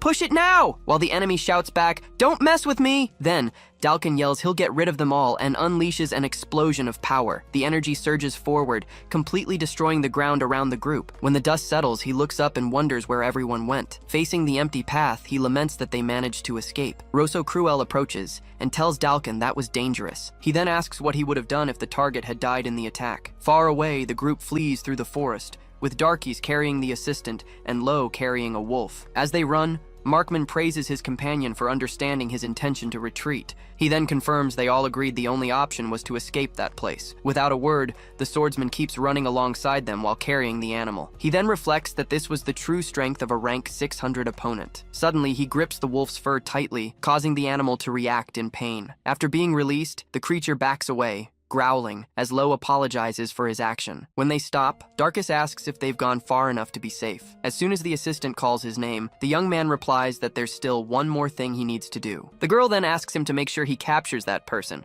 remembering Rosso Cruel. In a low voice, Lo repeats the target's name, Rosso Cruel. He then asks if she's referring to the bearded man, and the assistant confirms with a nod. The young man then wants to know why they need to capture him. Her answer is firm. The girl states it's for a personal goal of hers. However, Darkus interrupts them, suggesting they decide on their next steps first. She agrees with his comment. The assistant apologizes, admitting she got ahead of herself by bringing it up. Their ally then explains that their mission is to patrol the forest, so they will continue to monitor the 2 targets. As an agent, she declares they don't stand a chance in a fight, and Darkus agrees, stating they will only observe. The girl further details their plan to expose the crimes to the agency, while Markman wonders what they would gain from it. At this, she just sighs and says he's unbelievable. Next, she mentions they all have high stealth scores, and that the forest is a dangerous place. She concludes that if they succeed, they could climb 1,000 spots in the rankings, which motivates the archer. The agent then warns them not to do anything reckless, and Darkus confirms there will be no combat. She then turns and asks Lo what he plans to do. He reveals that his group wants to take the royal horn to a safe place. Darkus agrees it would be difficult to fight with the animal nearby, and the girl adds that the risk of ambush is higher. However, the swordsman reveals that's not the reason he made his decision. He then clarifies that he simply doesn't want to involve the royal horn in the situation anymore. At this, the assistant comments that the animal must have been very scared because of them. Given the situation, Darkus suggests that for now,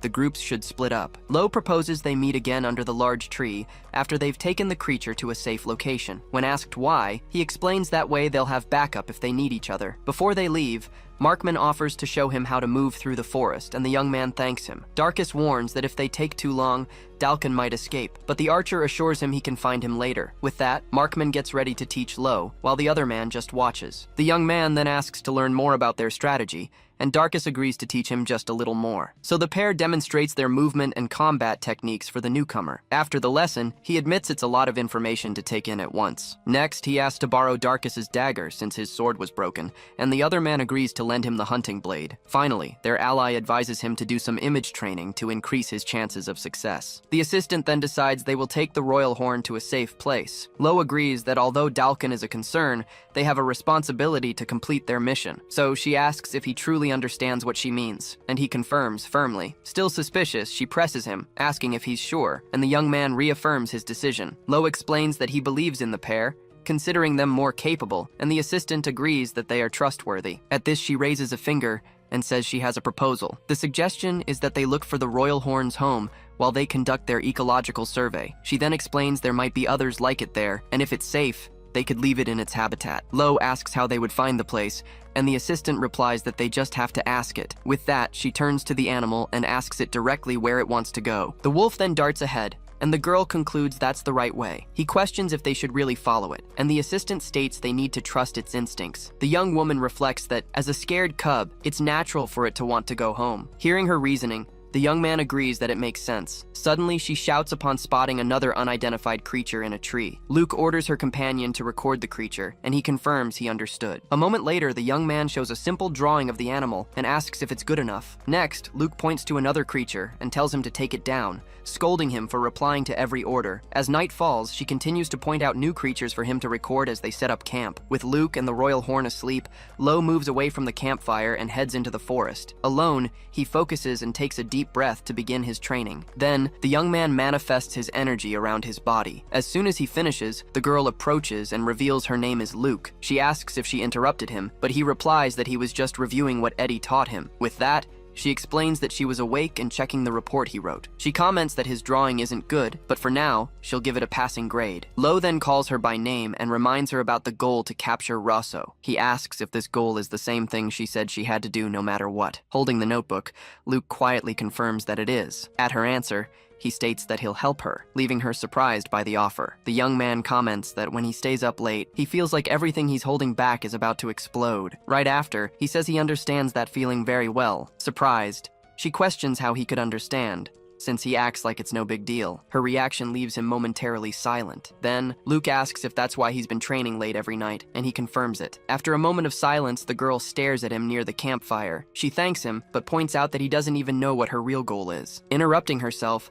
Luke decides she'll tell him. With that, she declares she will reveal her true motivation. She begins to explain that the rankings are a list of the best, where everyone competes for honor and worth. Then, she asks what would happen if the opposite existed, a ranking that recorded people from the bottom up. With a serious look, she defines this system as the worst ranking. Finally, Luke reveals that this is the dark side of the rankings that she is chasing. The story then goes back 5 years, to a time when Luke had a close friend. The girl, who walked with a cane, was named Miriella. Born blind and unfamiliar with the world, she never laughed at her friend's dream. Sitting on a bench, Miriella praised Luke, calling her amazing for wanting to become a certifier. Luke then explained that her dream was to achieve the #1 rank and leave her mark on history. She lamented that the other kids didn't believe in her, and that Miriella was her only support. Her friend smiled, suggesting that maybe their school was just too small for someone like Luke. Then, Miriella mentioned her dad said their family was invited on a cruise. When she struggled to remember the name, Luke shouted that it was the Bondrushan's cruise. She explained it was a luxury ship,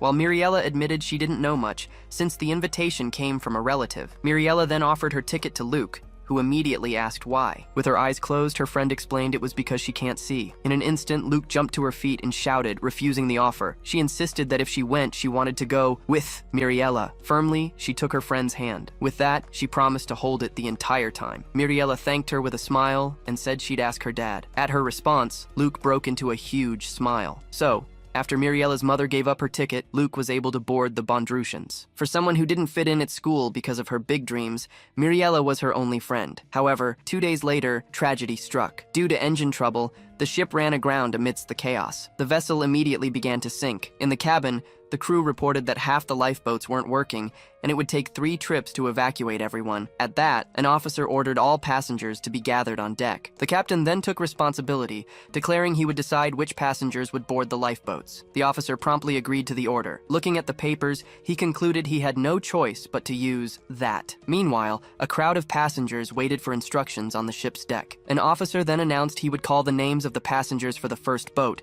telling them to board immediately. Luke calmed Muriella, reassuring her that she was right there with her as the officer called out names. Suddenly, her friend's father shouted her full name, Luke Imeldi. The officer continued reading the list, calling the names Lucas Nixon and Oliver Crow. Once the list ended, Luke realized those were all the passengers for the first boat. Confused, she turned and asked why only her name had been called. Muriella remained silent as she let go of her friend's hand. When asked, she said she was fine and insisted that Luke should go first. Luke argued there was no time for that, and they would only survive if they cooperated. Muriella then said she believed Luke would become a certifier and asked her to believe in her too. With her eyes full of tears, the girl clenched her fists. The boat that reached the shore immediately returned to the ship to get more people. However, Muriella wasn't on the lifeboat that returned to the beach. The third rescue attempt began in the darkness, but it was already too late. The ship was completely engulfed in flames. Unable to believe it, Luke fell to her knees in the sand, murmuring that it couldn't be. One of the officers remarked it was a good thing they'd gotten a spot on the boats, and the other agreed it was because they had lived diligently. That happened because those in the worst ranking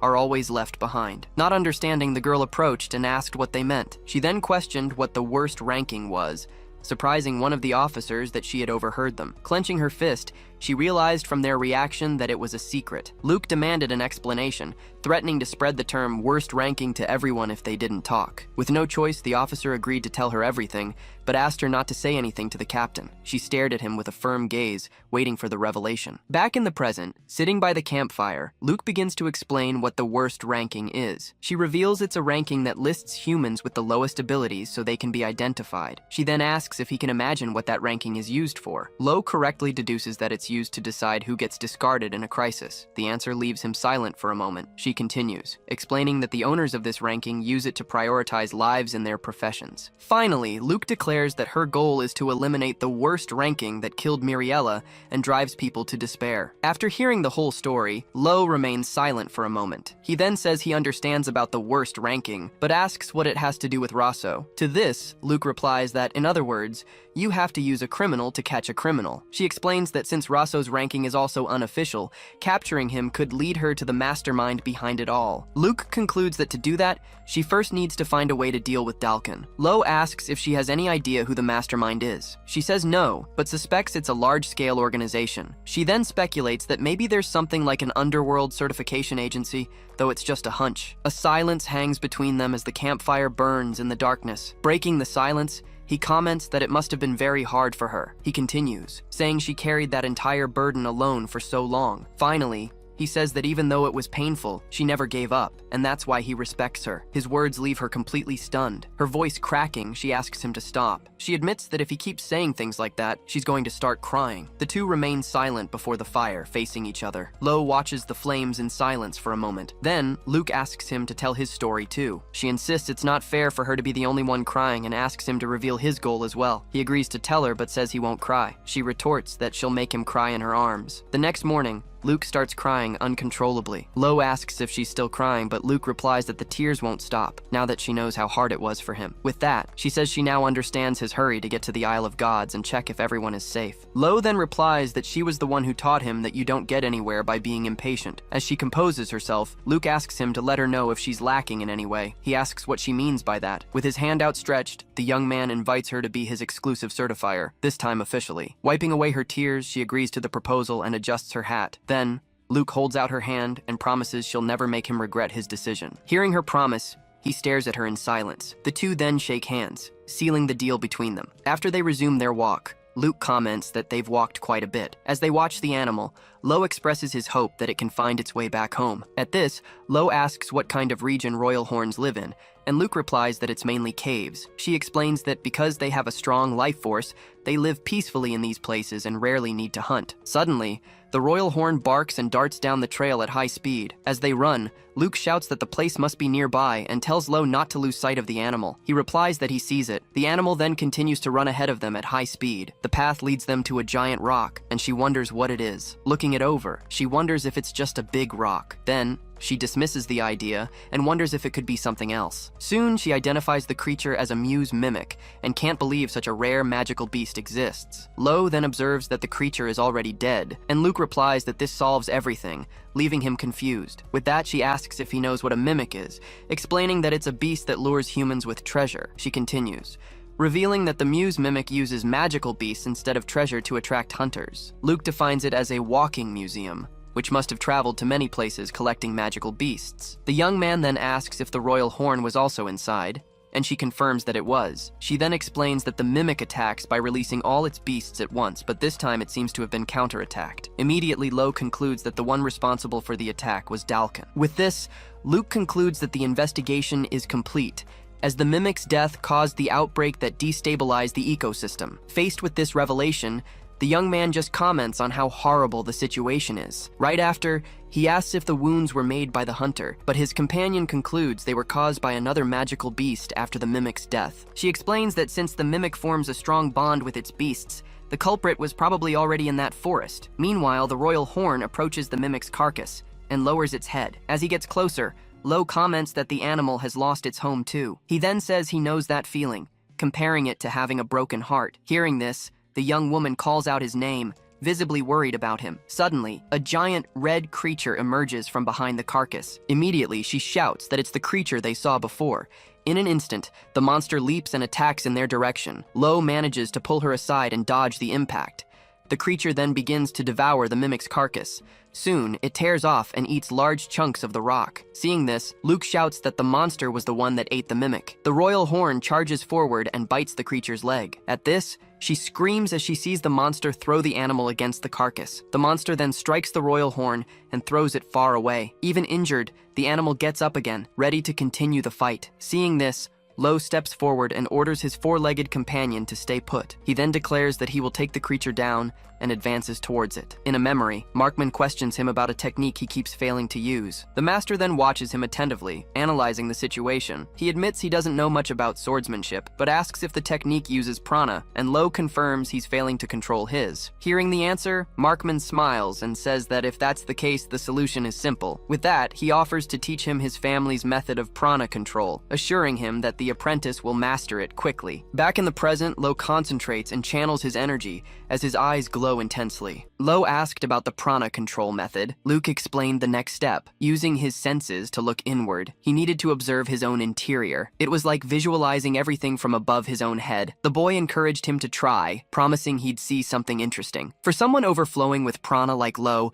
this method would be highly effective. Senses sharpened, Lo focused on seeing inside himself. Massive energy manifested all around. He recognized that energetic form as himself, but the flow of prana was a complete mess. Now he understood what needed to be done. Meanwhile, a monster burst into the forest, making his friends scream his name. The creature advanced with a giant hand to attack. Sword firm in his grip, the young swordsman prepared the middle path. With a smooth transformation, he unleashed a swift strike. The young observer wondered if the second technique had actually worked. The green-haired boy warned that a single blow wouldn't be enough. Without hesitation, the swordsman unleashed multiple cuts against the opponent. Only the transformation could generate so many simultaneous attacks. The sequence of cuts seemed endless. Finally, one last blow landed on the creature. When the dust cleared, it revealed a horned wolf, a royal horn. The swordsman approached slowly, asking the animal not to be afraid. He knelt down, assuring it he was no enemy. The royal horn licked his hand in a sign of trust. He decided to accompany the wolf. The forest had become dangerous,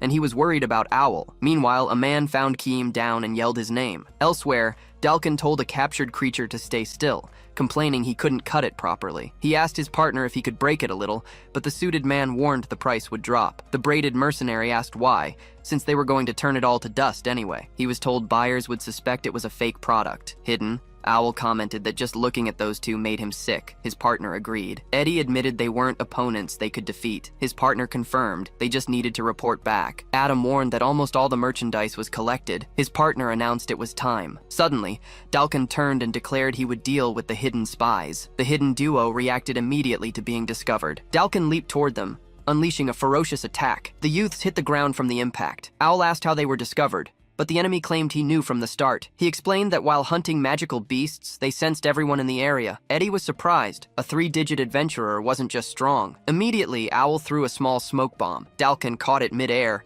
but an arrow struck the pouch in his hand. As Dalkin promised to kill them, the caped boy yelled for his partner to run. The archer confirmed they were already doing it. Realizing that bluffing wouldn't work, the young man asked what they would do. His partner pulled out a leaf. They needed to increase their survival rate, even just a little. Wasting no time, the archer wrapped the leaf around an arrowhead. The arrow was fired, leaving a trail behind it. After stopping, the young man commented he had done everything possible. They stood in silence for a moment, just looking at each other. The braided man appeared before them, asking why they hadn't fled. He revealed he knew the entire terrain and promised to eliminate them at once. Owl asked him not to get in the way, but Eddie retorted that that was his line. He explained that archers show their true skill with cover, warning it was a mistake to think this would be like the exam. His partner agreed. Things were different now, and team battles were his specialty. Eddie declared he wouldn't follow sloppy orders, and the caped boy just said, okay. Finally, both prepared for combat. Lo looked at the forest, commenting he smelled something strange. He wondered if it was just his imagination. Luke called him, asking what they would do with the royal horn. The creature conveyed that it was best to protect the child and take it to the recognition bureau, stating they could leave the task to her. The boy warned that the man wouldn't stay quiet. To leave the woods with the animal, they would have to defeat Dalkin. His partner nodded in agreement. The young man declared he could think of exactly 2 methods. The first method was to wait for Owl to report and bring reinforcements, but that would take time. On the other hand, Dalkin handled prana better than him. He wasn't confident he could escape Dalkin's perception for long. Luke interrupted him,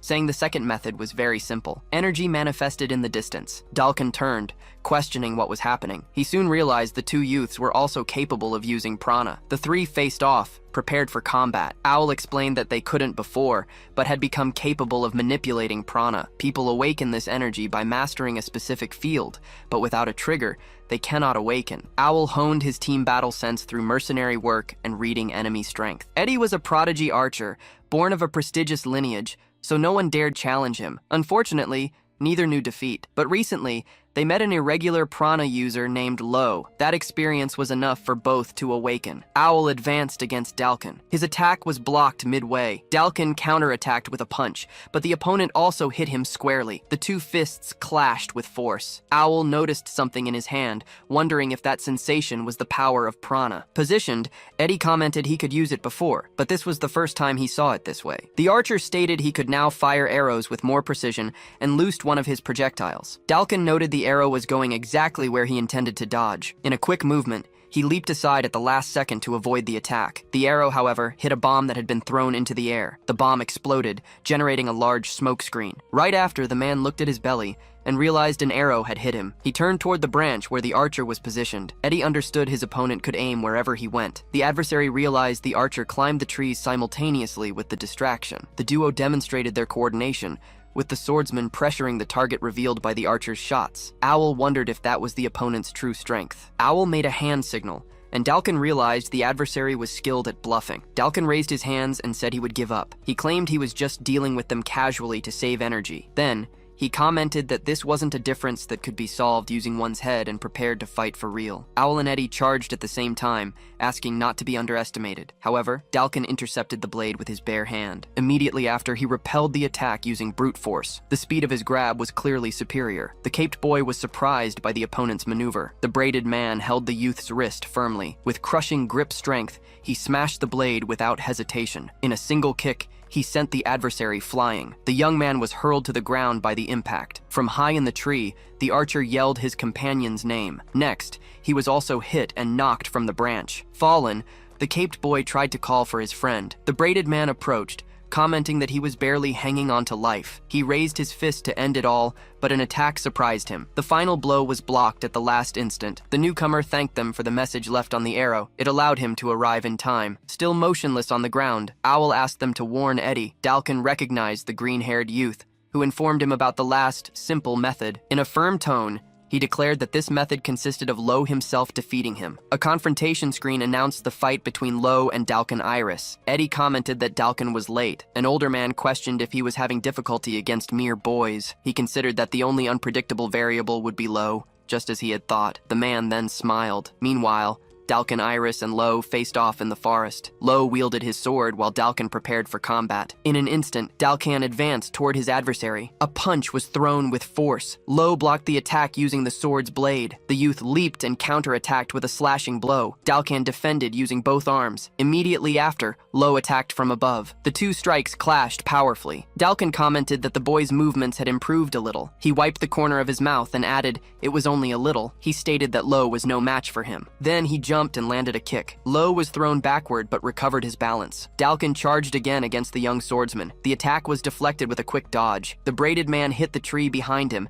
and asked what was wrong. In a jump, he reached the top of another tree and said Lo couldn't win just by running away. Shortly after, the boy slid along the ground to escape the tree thrown at him. Dalkin leaped toward the target, ordering him to die. The young man remembered something important. He recalled that Dalkin's adventurer ranking was 672, and that this man had already faced stronger opponents. He understood that one should never underestimate an adventurer's ranking. With this in mind, Lo knelt and prepared for combat. His power was released, leaving Dalkin surprised. Lo advanced and hit the opponent with a sword strike. The mercenary accused the boy of copying his technique, but the swordsman replied that it couldn't even be called a technique. Dalkin yelled for the boy to stop talking nonsense. Lo advanced, stating there was no need to fight head-on against a stronger opponent. In a memory, Owl explained that tactics weren't about creativity, but memorized knowledge patterns. He continued, saying the basis of tactics is ensuring numerical advantage, and that he would teach some simple patterns for that. Owl asked if he understood, as tactics boiled down to creating the situations he would explain. The first tactic consisted of ambush attacks through teamwork. The second was attracting the enemy to your territory, and the third began with the two separating. An attack coordinated with a hidden unit was revealed, with Owl appearing from above. Dalkin was surprised to see that Owl could still move, calling him a bastard. Lo commented that he was really making the other work hard. Dalkin grabbed Owl by the neck. Lo yelled to act now and charged toward the enemy. Owl appeared from behind and held Dalkin, who called him a bastard. Dalkin released a wave of energy that threw everyone backward. With the impact, Owl and Lo were hurled far away. The mercenary commented it was a pity for Lo and prepared a new attack, but an arrow hit Dalkin directly in the eye. The man retreated from the arrow shot that momentarily downed him. The shot came from Eddie's direction, wounded and distant in the forest. Sitting and bloody, the boy asked them to flee. Lo immediately prepared to attack. He advanced with a sword strike against Dalkin. Lo hit Dalkin in the chest with the sword. Dalkin stomped hard on the ground, forcing the opponent to retreat. The mercenary glared at him, demanding to know what that was. Then, he asked who Lo took him for and released his energy. Owl was thrown to the ground by the impact. Lo advanced again and unleashed another attack. The clash of blows created a blast of energy that rose to the sky. The young man was flung high by the force of the collision. Dalkin commented that the boy managed to block, but this was the end. He prepared for a final attack, promising to crush him the moment he landed. Between yells, he stated Lo deserved praise for lasting so long. However, he added that this time there were no companions to rely on. He screamed for him to just die in silence. Lo adjusted his body in the air, preparing for the impact of the fall. Upon landing, he knelt and declared he wasn't his enemy. A girl screamed Dalkin's name. The man turned toward the voice, interrupting the attack. Suddenly, a white creature hit him from the side. The animal bit the mercenary's arm with force. Dalkin cursed the creature, calling it a bastard. The girl screamed Lo's name. Immediately after, she ordered him to finish it. Lo leaped, preparing an attack from the skies. He dove at high speed toward the target. Several energy strikes fell upon Dalkin. He was hit repeatedly by the sequence of attacks. He realized the blows wouldn't stop coming, and noted they were getting heavier. Lo concentrated his entire body and prepared his final movement. A last powerful attack hit Dalkin squarely. The impact launched him backward while Lo landed on the ground. The young man approached and found Dalkin fallen in the center of a crater. The girl ran to them, calling for Lo. She asked if he was okay, but soon detected his injuries were terrible. Still, she congratulated him for being incredible and for defeating Dalkin. Lo replied he only knocked him down and that he wouldn't move for a while. Suddenly, Dalkin's hand appeared and grabbed the boy's face. The mercenary rose and threatened, saying he would kill him for sure. Lo was astonished to see that bastard still standing. The girl screamed for him to let Lo go. Dalkin turned toward her. The girl and her creature took a step back. She called him a monster as he approached slowly. The mercenary complained that even with such strength, he couldn't crush that brat's head. The white creature attacked him, forcing him to release Lo. The swordsman composed himself and wielded his weapon. In a memory, Dalkin asked how long they would rest. Another replied there was no need for haste, since Dalkin had plenty of stamina, and as had already been said, To rise in ranking, they needed to be cooperative and consider everyone's pace. Dalkin then stated both were pathetic. He advanced and grabbed Lo's neck. He declared he would strangle him to death right there. Lo struggled, repeating to himself that he couldn't die in a place like that. A memory emerged, a girl smiling and extending her hand. The boy held Dalkin's arm and yelled that he couldn't die. More memories of another girl crossed his mind. Dalkin was surprised by the boy's reaction. A large sphere of energy formed before him. Dalkin was pushed back by the energy emanating from Lo. Lo remembered the gentle wind and the scattered clouds. The memory continued about drawing water, touching the earth, and seeing eternity in the sacred light. A voice ordered the intruder to look forward with his own eyes, and to observe these precious days that would never fall. Dalkin seemed confused by the situation. His arm began to unravel from the energy. Dalkin screamed as the limb disappeared completely. He called Lo a bastard and demanded to know what the boy had done. The secret art of the Thule tribe manifested, to reach the heavens. The sitting girl wondered if that was really Lo's secret art. She tried to understand what she was witnessing. She realized it was different from other techniques. Dalkin faced the scene with gritted teeth. He called the youth a damn brat and advanced to attack. A punch was thrown, but it stopped on Lo's body. The blow had no effect whatsoever. The swordsman prepared an attack with his weapon. The blade hit Dalkin squarely, and Lo declared he lost. Defeated, the man reflected that rankings were garbage. In a memory, an evaluator explained that to rise in the adventurer rankings, he now needed team results. He continued saying that Dalkin reached rank 5862 4 years ago, and since then did all missions alone, lacking teamwork. Dalkin slammed the table, yelling that was ridiculous. He demanded to be judged by his results, claiming to be stronger than most two-digit rankers. The evaluator replied they couldn't change the evaluation standards and couldn't promote him at the moment. Dalkin questioned about the boy who just got second place, arguing he also worked alone. The man explained that for certain rankers, criteria could have exceptions, but he didn't qualify. Then he stated that if it were up to him, he would kill Dalkin right there. The mercenary remembered how rankings were everything to rankers, and that they lived to rise in position. A man introduced himself as Ryu, rank 461, and the woman beside him as male, rank 5072. Ryu expressed the honor of joining a three-digit ranker, while Dalkin thought he had no choice but to ally with those weaklings. He believed he lacked teamwork because he was too good, and his partners only slowed him down. During a mission, the team encountered a giant griffin. Ryu apologized, telling Dalkin he didn't know of the creature's existence there. The braided ranker defeated the beast with a single punch. With the monster felled, he hurried the other two to finish the mission. At night, the group rested around a campfire. Dalkin realized he had encountered more giant magic beasts since joining the duo, but defeating them wasn't difficult. He woke up and saw his companions moving away, trying to understand what they were doing. He followed the group and observed them from a distance. He found the two collecting valuable materials, while Ryu commented that now he could spoil himself again. Ryu explained the plan was to obtain information on the beasts, so the idiot would handle the heavy work. Male asked if he really thought Dalkin hadn't noticed. The lad stated there was no way he noticed, and they should continue using him as much as possible. Suddenly, Dalkin appeared behind them and called them trash. He asked if he should throw the bag away or kill them, and ordered them to choose. Ryu called for male, but something hit her suddenly. The punch struck his companion's face with brutality. Ryu knelt beside her, trying to check the injuries. Then he turned to Dalkin and asked what he had done. The ranker simply called him an idiot. Ryu yelled they might be a burden, but Dalkin shouldn't have hit a companion. Then he bellowed that was why he couldn't rise in the adventurer rankings. Ryu threatened him, saying he would report the incident to the agency and his word would be considered more reliable. However, he stated they were generous, and if Dalkin apologized,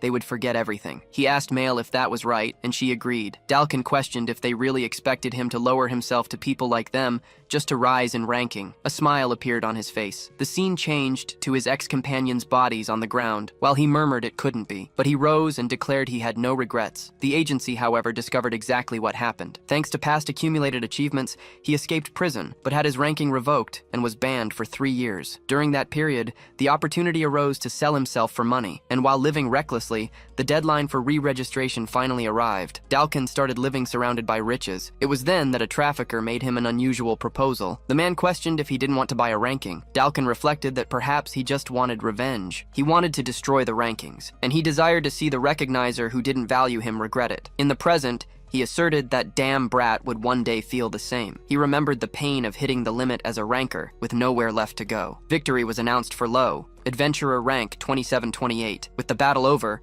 Lo and the girl observed Dalkin fallen on the ground. Lo bent over in pain. The girl noticed he was moving away and asked where he was going. The swordsman replied it wasn't over yet. The young woman then commented she needed to capture Rosso. She recalled that if she captured Rosso, she could get closer to the brain behind the worst ranking. The girl held him from behind. Warning, not now. She stated that in Lo's current state, they should wait for the next chance. Lo tried to argue, but the girl comforted him, saying it was all right. She embraced him, declaring that just finding a ranker like him was enough for now. Lo turned and apologized, surprising her. Immediately after, he passed out on the floor, causing the young woman to scream his name. After the fight, Eddie was the first to wake up and went to the agency, while Owl assisted with treatment. Even wounded, Owl said he could move if he used his prana, and it was worth using it. While Lo slept, his companions took care of everything. In a dream, his mother revealed she had a long dream. The woman asked her husband if telling their 1-year-old son the technique would do any good. The man reassured her, explaining that techniques are engraved in the heart, in the prana. He added that when Lo awakened his power, he would remember everything. Little Lo was embraced by his mother. The father recounted that their ancestors possessed special powers, but because of that,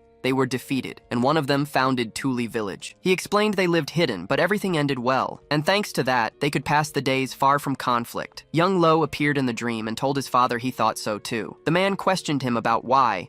Then they taught him the technique. Lo remembered his parents, his grandmother, and all the others. He realized everyone knew that one day he would have to fight. Lo opened his eyes, emerging from the dream. A man and the girl observed him. The subject commented he was waking up. The young woman called for Lo, who was now sitting up. With relief, she said she was worried because he hadn't woken up after a day. Lo thanked her for treating him. He asked why Mr. Loud was there, and the man explained he hurried over while he slept. Mr. Loud commented he heard about the problems on the first mission and helped Lo stand. Eddie asked Owl if he went to the recognition agency on purpose and came back. The mercenary replied he was worried. The man turned to Dalkin, who remained tied up, asking if he could also move. He began untying the ropes, telling him not to resist, as it was a waste of time. The man then led him outside along with other escorts. Observing Dalkin's arm, he mentally questioned what happened to it. He noticed the limb wasn't cut, but simply disappeared, something he had never seen before. He concluded that perhaps something existed capable of hitting a first-tier knight. The group, now reunited, followed a trail in the forest. The girl commented to Lo that after recovering, he should register in more varied rankings. She explained that rankings lead to self-analysis, citing Dalkin's example, who knew his strength was incomparable in close combat. Lo asked if the idea was to register in various rankings to understand his strong points, and the young woman confirmed enthusiastically. She added she would guide him in the capital, as the recognition agency possessed facilities to measure diverse abilities. The older man from before reflected on the prana fluctuation he felt and confirmed his suspicions about the boy. He questioned if that appearance was natural or a deliberate attempt to attract attention. His objective was to make contact with the Island of Gods. Meanwhile, Eddie approached a large stone door adorned with serpents. A hooded figure received him as leader, stating they were waiting for him. Eddie announced to his comrades they had finally found a descendant of Babel. Seated on a throne, the leader declared they could now advance with the plan to save the world controlled by rankings. Then, he ordered his comrades to reveal their total power. The group presented itself under the name Ouroboros. A man named Rosso Cruel was revealed as 76th in the smuggler ranking, and Grosco Cruel figured as 76th in the trafficker ranking. Another man, Adam, was presented with multiple criminal rankings. He was the leader of Ouroboros, the first-tier criminal organization. The group arrived at a large city. The girl announced excitedly that they had finally arrived. She instructed Owl and Eddie to proceed to the treatment room, while asking Mr. E. Loud to handle Dalkin's transfer. Lo commented she was giving orders to everyone, but the young woman replied she was used to it. She warned the 3 lads to keep their schedules free 10 days from now. With a signal of 3, she declared she would update their rankings. Owl and Eddie were anxious for the good results they expected to receive. The girl approached Lo, saying she needed to discuss something regarding the royal horn. She explained the recognition agency needed a guardian for the magical beast and would like Lo to assume the function. He questioned if he could handle the responsibility. She mentioned that when royal horns grow, the agency facilities become too cramped. She added that as an adventurer, Lo could take the creature for free walks, which was better for it. Lo finally agreed to take on the task, and the young woman thanked him. Lastly, she asked him to name the creature. Lo reflected for a moment. He decided to call him Ralph. The girl praised the name and asked if there was a story behind it. Lo began telling about a man who faced a red grizzly bear alone. He related that the story showed a brave warrior before the giant creature. He explained that man was courageous, and so he borrowed his name. Lo thanked Ralph for saving him in the fight against Dalkin, and asked him to take care of him from now on. The creature stared at him silently. Ralph remained under the protection of the recognition agency, and Lo discovered he could visit him occasionally. Upon heading to the treatment room, he found Owl and Eddie speculating about their new ranking positions. Lo began imagining how high his own ranking would rise. He felt a slight enthusiasm, and wondered if that was the sensation of a ranker. The young man asked his friends to be quiet in the hospital room. A doctor named Clara Save appeared, and guaranteed she could cure any injury in 10 days, provided they followed her orders. She pointed at Lo and ordered him to lie down too, complaining that ranker adventurers were idiots. Already settled in their beds, Owl declared to Lo that he wouldn't lose to him and that the two would catch up soon. The doctor yelled for them to stay quiet and released her power toward them. The bandages began to move as if alive, wrapping Lo's body. The three youths, now bandaged, wondered if that was also the power of prana, while Clara observed their instant recovery. During the healing period, the girl visited them several times, but always seemed very busy. She appeared overloaded with much work. A recognizer's work is described as the most rigorous and fair in the world. A woman approached the girl's desk, commenting she was working hard. The woman asked if the evaluation was taking long. The young woman confirmed there were many difficult judgments to be made. Then, the visitor asked her to contact a prana scholar named Layla, and the girl agreed to look into it. While researching, she couldn't find any information about a tribe called Thule. The recognizer wondered what exactly that technique was. 10 days later, the three lads gathered with her in the evaluation room. The young woman explained that to update complex rankings, one must rent the room and analyze a massive amount of data. Owl asked how many people worked on all that, and she replied she did it all alone. The lads were surprised, but she clarified she had a little help from friends. Owl reflected that preparation for adventurer ranking was much more complex than for mercenaries. He concluded that Recognizer was extremely competent. Lo commented he caused them problems. The girl replied that was her job, and some Recognizers finished in half a day. She then prepared to get straight to the point. The Recognizer announced she would update the three's adventurer ranking. The evaluation began with Owl Darkus, current ranking 6301, for having cornered the offender Dalkin Iris. His excellent insight, strategic thinking, and independent leadership were highlighted. Considering everything, his new adventurer ranking was announced as 2097. Next, Eddie Marksman's evaluation began. Current ranking 6752. His mental strength to hit the target, understanding of prana, and good sense in forest environments were praised. Based on this, his new adventurer ranking was revealed as 1873. Finally, Lo's analysis began, ranking 2728, mentioning his ecological discoveries and the cause of the beast outbreak. His swordsmanship skills, high potential to absorb new techniques, and his mysterious technique were considered. After gathering all factors, she announced the new ranking. The result placed him at ranking 1089. The girl commented he came close to a 3-digit ranking in a single jump, and Lo agreed the speed was exceptional. She warned Lo to be prepared. She explained that the moment rankers receive attention is when they update their rankings. And although his friend's advancement was incredible, Lo's jump was revolutionary due to the increasing difficulty of the rankings. In other words, people all over the world were now seeing the results. In various places, everyone learned Lo's name. From now on, he would experience various changes as a ranker, for better or worse. Elsewhere, a woman announced the end of the knight ranking update, praising the youth's growth. A female knight borrowed the rank tell to check a ranking that interested her. She remembered an adventurer reached the 3-digit barrier in a single jump that morning. The knight then observed his ranking rose, even after having stolen the Kensiru Ryu. A wave of energy spread around. The knight apologized for the act. She explained she unconsciously put too much force into her movement. Lo and Luke arrived in front of an imposing castle. The lad observed the structure before them. Luke commented she didn't know the Recognition Bureau possessed a place like that. The young woman presented the enormous facility the Bureau prided itself on, the Challenge Hall. Inside the location,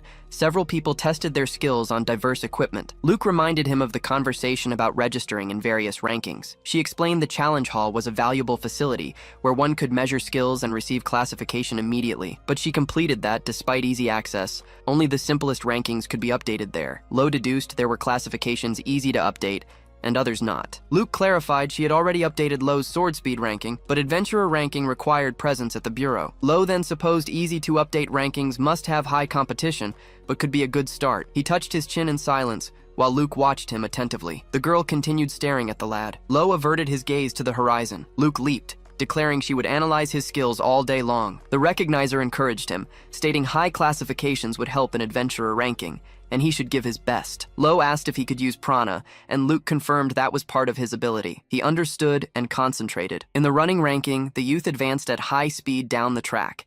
He crossed the finish line, and the scoreboard revealed his position of 871st. Next, in the vertical jump test, he scaled a building and reached the 1057th position. Lo participated in grip strength, weightlifting, and reflexes rankings. He also tested balance on a beam and lung capacity. For the hearing ranking, he enhanced his senses with prana. The lad achieved 104th position in the hearing test and 98th in smell. Luke informed they finished almost everything related to physical skills, leaving endurance for later. In the background, a group of adventurers commented, Lo was incredible for having risen to 4 digits at once. The recognizer stated many eyes were watching him because of his high classifications, and he needed to get used to it. Among the spectators, a group stared from afar. A silver-haired knight watched him attentively. Luke commented that, although training with Eddie helped, Lo also possessed natural aptitude for using prana and enhancing his senses. She then compared him to a wild animal. Lo repeated the word wild to himself. Luke continued the analysis. Although his muscle strength had growth potential, it would be better to strengthen agile movements. Arms crossed, she stated she was in a dilemma. He replied her judgment seemed wise. A man approached,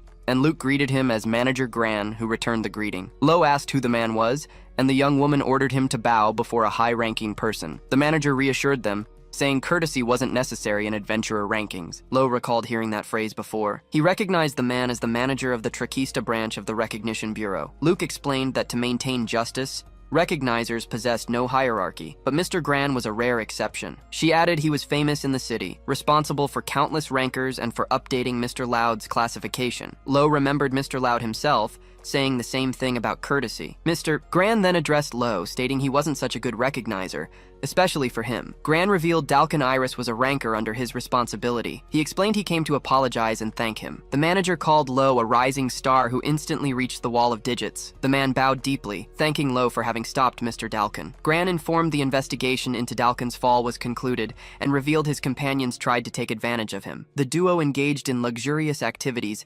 incompatible with their ranking, and the Recognition Bureau was already watching them. However, when they learned of the plan, Mr. Dalkin had already acted, and Gran hoped he had trusted them. The manager stated recognizers examine rankers with pride, and false reports are never approved. Lo replied he understood what he was saying, but added the responsibility wasn't Mr. Gran's, leaving the manager surprised. He continued stating rankers also think, and recognizers are support, not needing to teach everything. Lo concluded that rankers have their own pride, and Dalkin certainly followed his. In a prison, Mr. Gran approached a cell, commenting it had been a while. Chained, Dalkin Iris recognized him as the recognizer from before. The manager confirmed he wouldn't deny it. He then asked why Dalkin hadn't fled. Gran declared that with the strength he possessed, Dalkin could have broken the ropes easily. The prisoner just told him to shut up. In thought, Gran reflected that rankers seeking hierarchy show respect to opponents they recognize as superiors. It was a boy who made him remember a ranker's pride. He recalled the name Lo. Outside the building, the manager expressed his gratitude once more. Mr.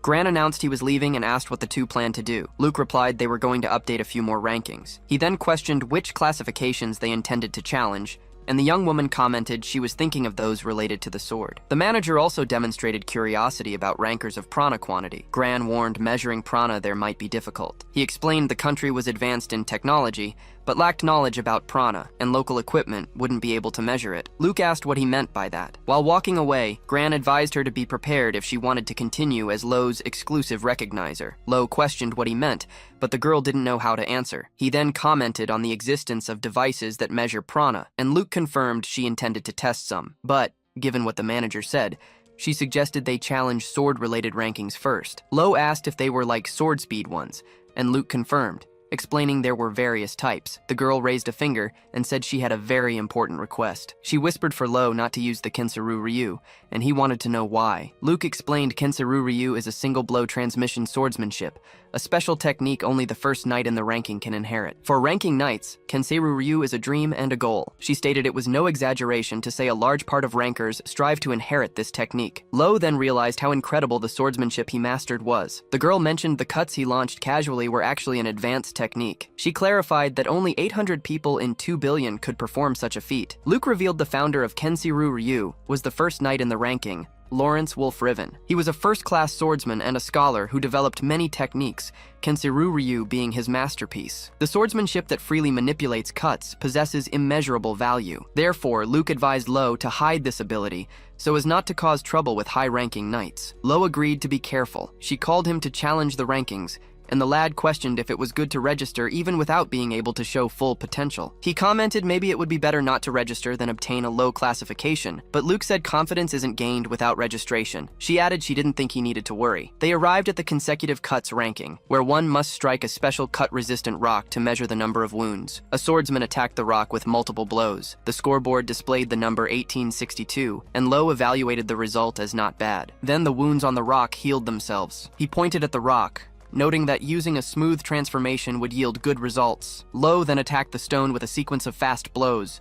The scoreboard registered 749, a result obtained using only prana. The next challenge was the cut precision ranking, where one must pass the sword through a slit between two plates. A participant executed a precise cut between the plates. The scoreboard showed 734. Another man congratulated him, saying a true swordsman should be in the 3 digits. Lo positioned himself and performed his cut. To the surprise of the two present, the scoreboard marked 87. He commented to Luke it was time to practice the third technique, now that he mastered smooth transformation. The young woman observed that even without using Kenseru Ryu, Lo surpassed most rankers. Luke smiled, concluding to herself her evaluation was correct. She asked if Lo had his ranker card, the same one he used to enter Azaban Forest. The lad handed over the card, and Luke explained it was possible to register up to 10 classifications there. The recognizer stated she would register the highest scoring ones for him. Lo questioned what high classifications would be, while a silver-haired knight observed them from a distance. The woman approached and asked if the classification was really so high. The knight positioned herself before the challenge rock. With a single kick,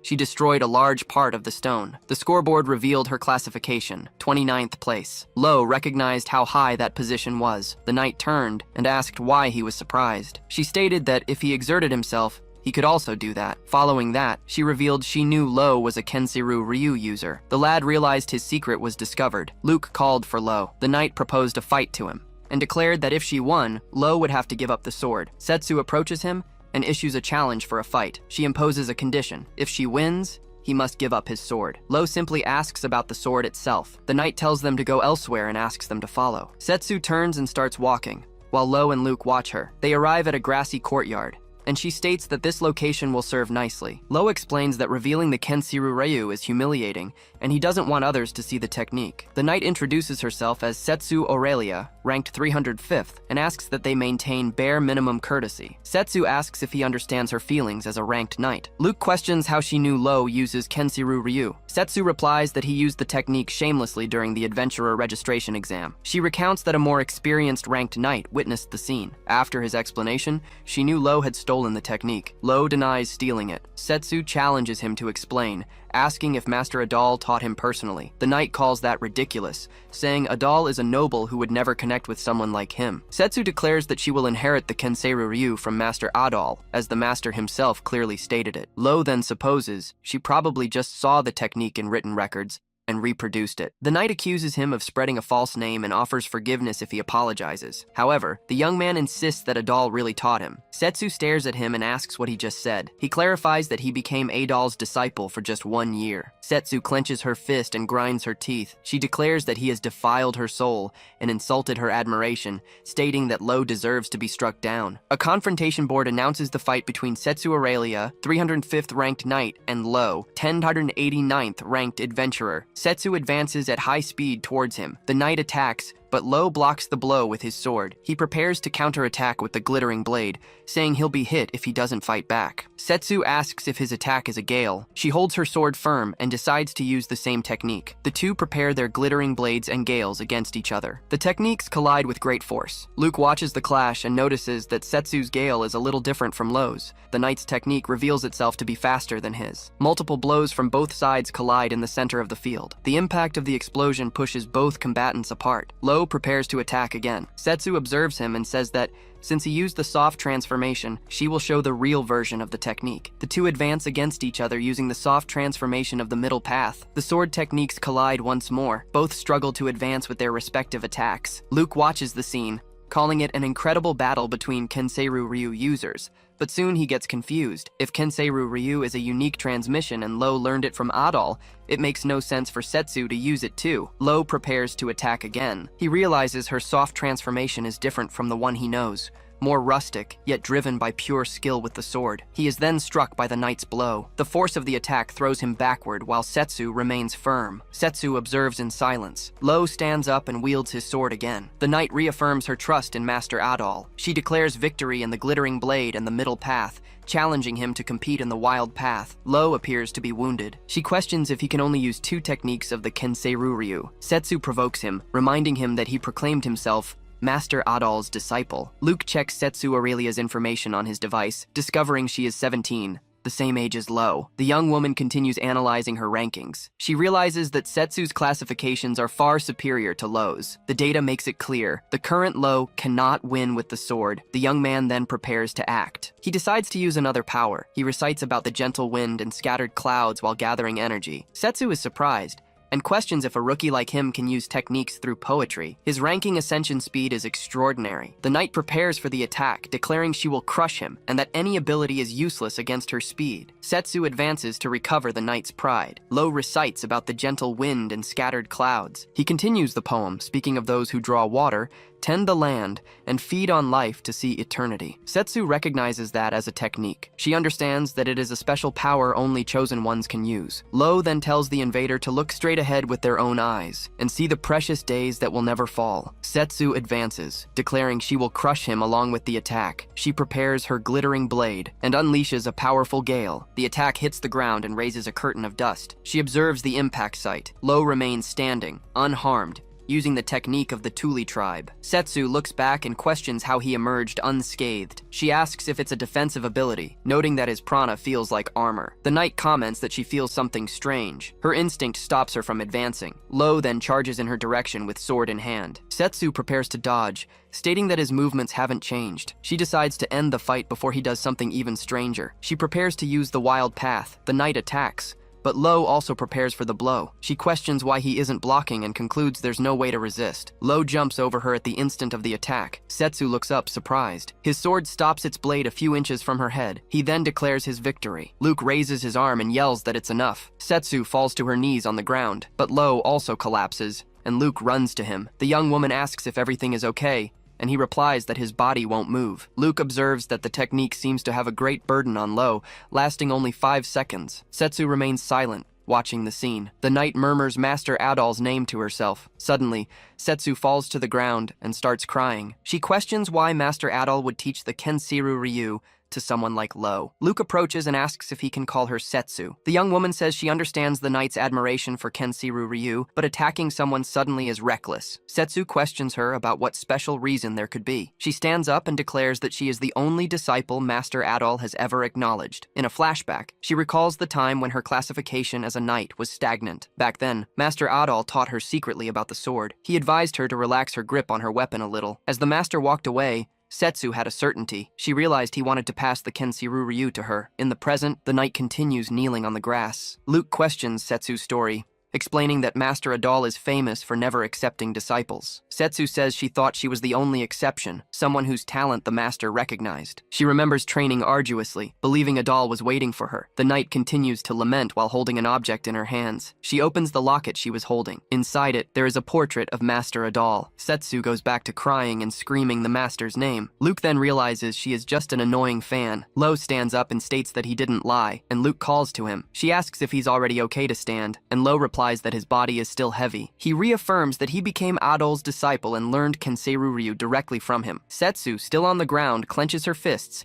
and says she knows. Lo comments that there was no way not to recognize Master Adol's sword and that her Kenseru Ryu was real. The knight admits her technique was learned only by observing from afar, unlike his. Lo murmurs that he noticed something was different. He considers her technique, reproduced only by observation, to be even more impressive. Setsu stands up and declares that it was she who proposed the sword bet, and that she will cease to be a knight if he so orders. Luke intervenes, saying there's no need to go that far. Lo states that she has the right to demand anything from him. Setsu opens her arms and asks him to do whatever he wishes. The young man observes her and asks if it can really be anything. Setsu gets apprehensive about what he's going to ask. Lo, Setsu, Aurelia, and Luke rest in silence in an open field. Suddenly, Setsu stands up and says she has decided, but Lo asks her to wait a moment. The knight warns him that strange requests are not allowed, such as touching her body. Lo simply asks why he would touch her. Setsu reacts with a shocked expression. He then reveals his first request, that Setsu help him increase his adventurer ranking, and the second, that she teach him the Kenseiru Ryu fighting style. Setsu replies that he knows the style better than she does, but Lo admits his skills are still insufficient. She comments that his Kenseiru Ryu was learned only by imitation, and the quality of the reproduction is impressive. The knight explains that,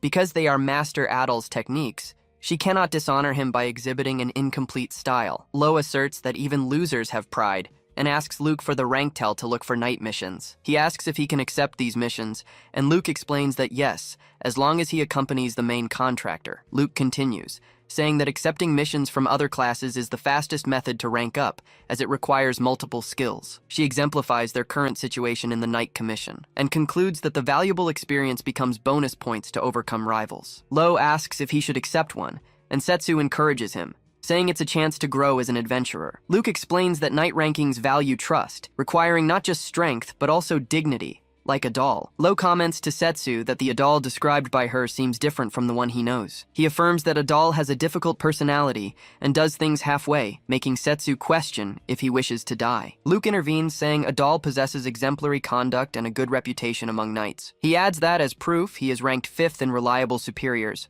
something not achieved merely with sword skill. The girl remembers an interview where Adal declared that protecting people is a knight's duty. Setsu comments that the article is from a newspaper 4 years ago, and Luke is surprised she remembers the date. Lo simply asks who said that. He realizes he doesn't know what Adal has been doing since they separated upon leaving the village. Meanwhile, a village is attacked and destroyed by giant creatures. A little girl cries for her parents amidst the chaos. One of the creatures advances toward the child. The girl closes her eyes as the beast's claws approach. A knight appears and cuts the creature, saving the girl at the last second. He turns to the girl and says, "Everything is fine now." Nearby, other knights fight and yell to resist until the commander arrives, but the ground begins to shake violently, surprising everyone. A gigantic magic beast, the tyrant worm, emerges from the earth. 2 knights look at the creature, disbelieving what they see. A gentleman despairs and says this is the end for everyone. The creature opens its massive maw to devour the survivors. A knight orders a retreat, but another says there is no need. At that instant, the commander lifts his weapon and prepares to attack. Adal deals a single vertical blow against the beast. The attack cuts the tyrant worm in 2. One of the survivors approaches and asks if he is the first-ranked knight. The man introduces himself as Adal, commander of the Knights of Marseilles,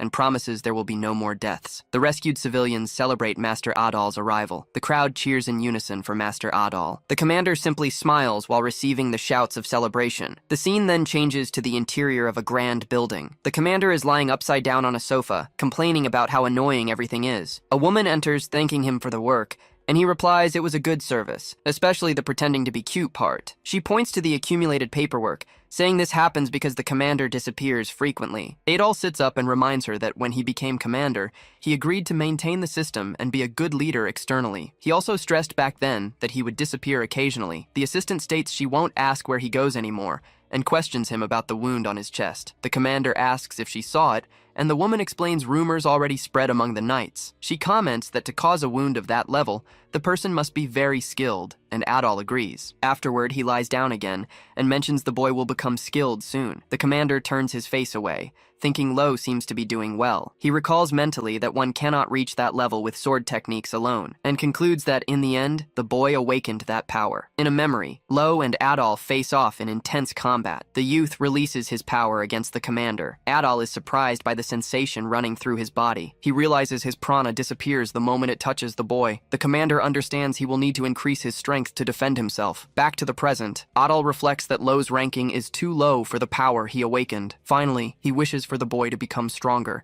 and face no difficulties on his journey. Meanwhile, Setsu announces she has already made a decision. She shows a new commission to Lo and Luke. The mission is to escort a VIP on the Continental Railway for the client Thomas Belkin. The summary details the trip, mentioning rumors of assassins and the need for experienced individuals. In a shadowy place, A large room with a table is revealed. Two hooded figures enter the mysterious location. One of them confirms they are leaving and asks to keep it a secret from the leader. The same voice explains they need to know in detail what stage the technique awakening is at. Depending on the situation, they might tell the boss about the true nature of the Lord's Island. A robotic being concludes they might become allies, since both have the same target. The imposing Dream Zephyr waits at the station. This locomotive travels the transcontinental railway linking the Kingdom of Valter to the Republic of Aereo. The 6,000-kilometer journey carries up to 616 passengers across 31 cars. Lo is awestruck by the machine's sheer size, wondering how something so massive can even move. Luke informs them they need to find their client, Thomas Belkin, on the platform. He should be easy to spot. Setsu warns Lo to be careful and polite. Trust is crucial in escort missions. The knight instructs him to show his ranker card immediately upon finding the client to prove his identity. Thomas Belkin appears with his guards,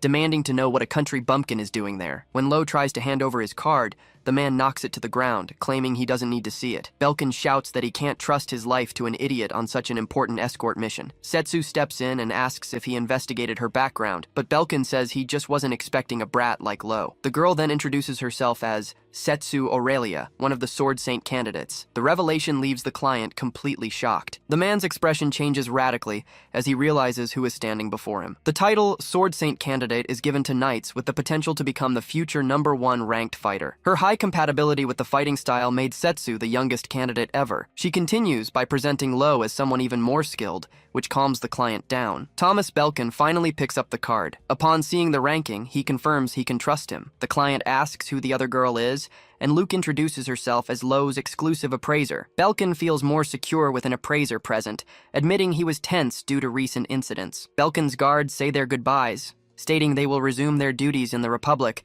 and asking the group to care for him until then. Once they leave, the client grumbles that words are cheap and it's troublesome not being able to trust one's own family. Setsu suggests moving to his cabin to hear the details, and Belkin guides them toward the gold car. On the way, the knight asks if it's Lo's first time aboard the Dream Zephyr. She offers to explain the train's facilities to ensure a smooth escort, and the lad agrees. She begins by describing the 8 bronze cars, the 2 public restaurant cars, and the pet car. The group then crosses through the 2 department store cars. Next, they pass the library car and the 6 silver cars, used by wealthier individuals. The explanation continues past the large public bathhouse, the hospital, the vegetable garden, and the pool. Finally, Setsu points out the luxury restaurant before they arrive at the gold car, used only by the very rich. Thomas Belkin welcomes them to his room and indicates that theirs is the cabin right next door. Setsu then asks the man to tell them about the enemy. The client seems to ponder for a moment before responding. Belkin reveals it's just a rival merchant guild. The knight asks if it's the Lol Guild. The merchant asks how she knew,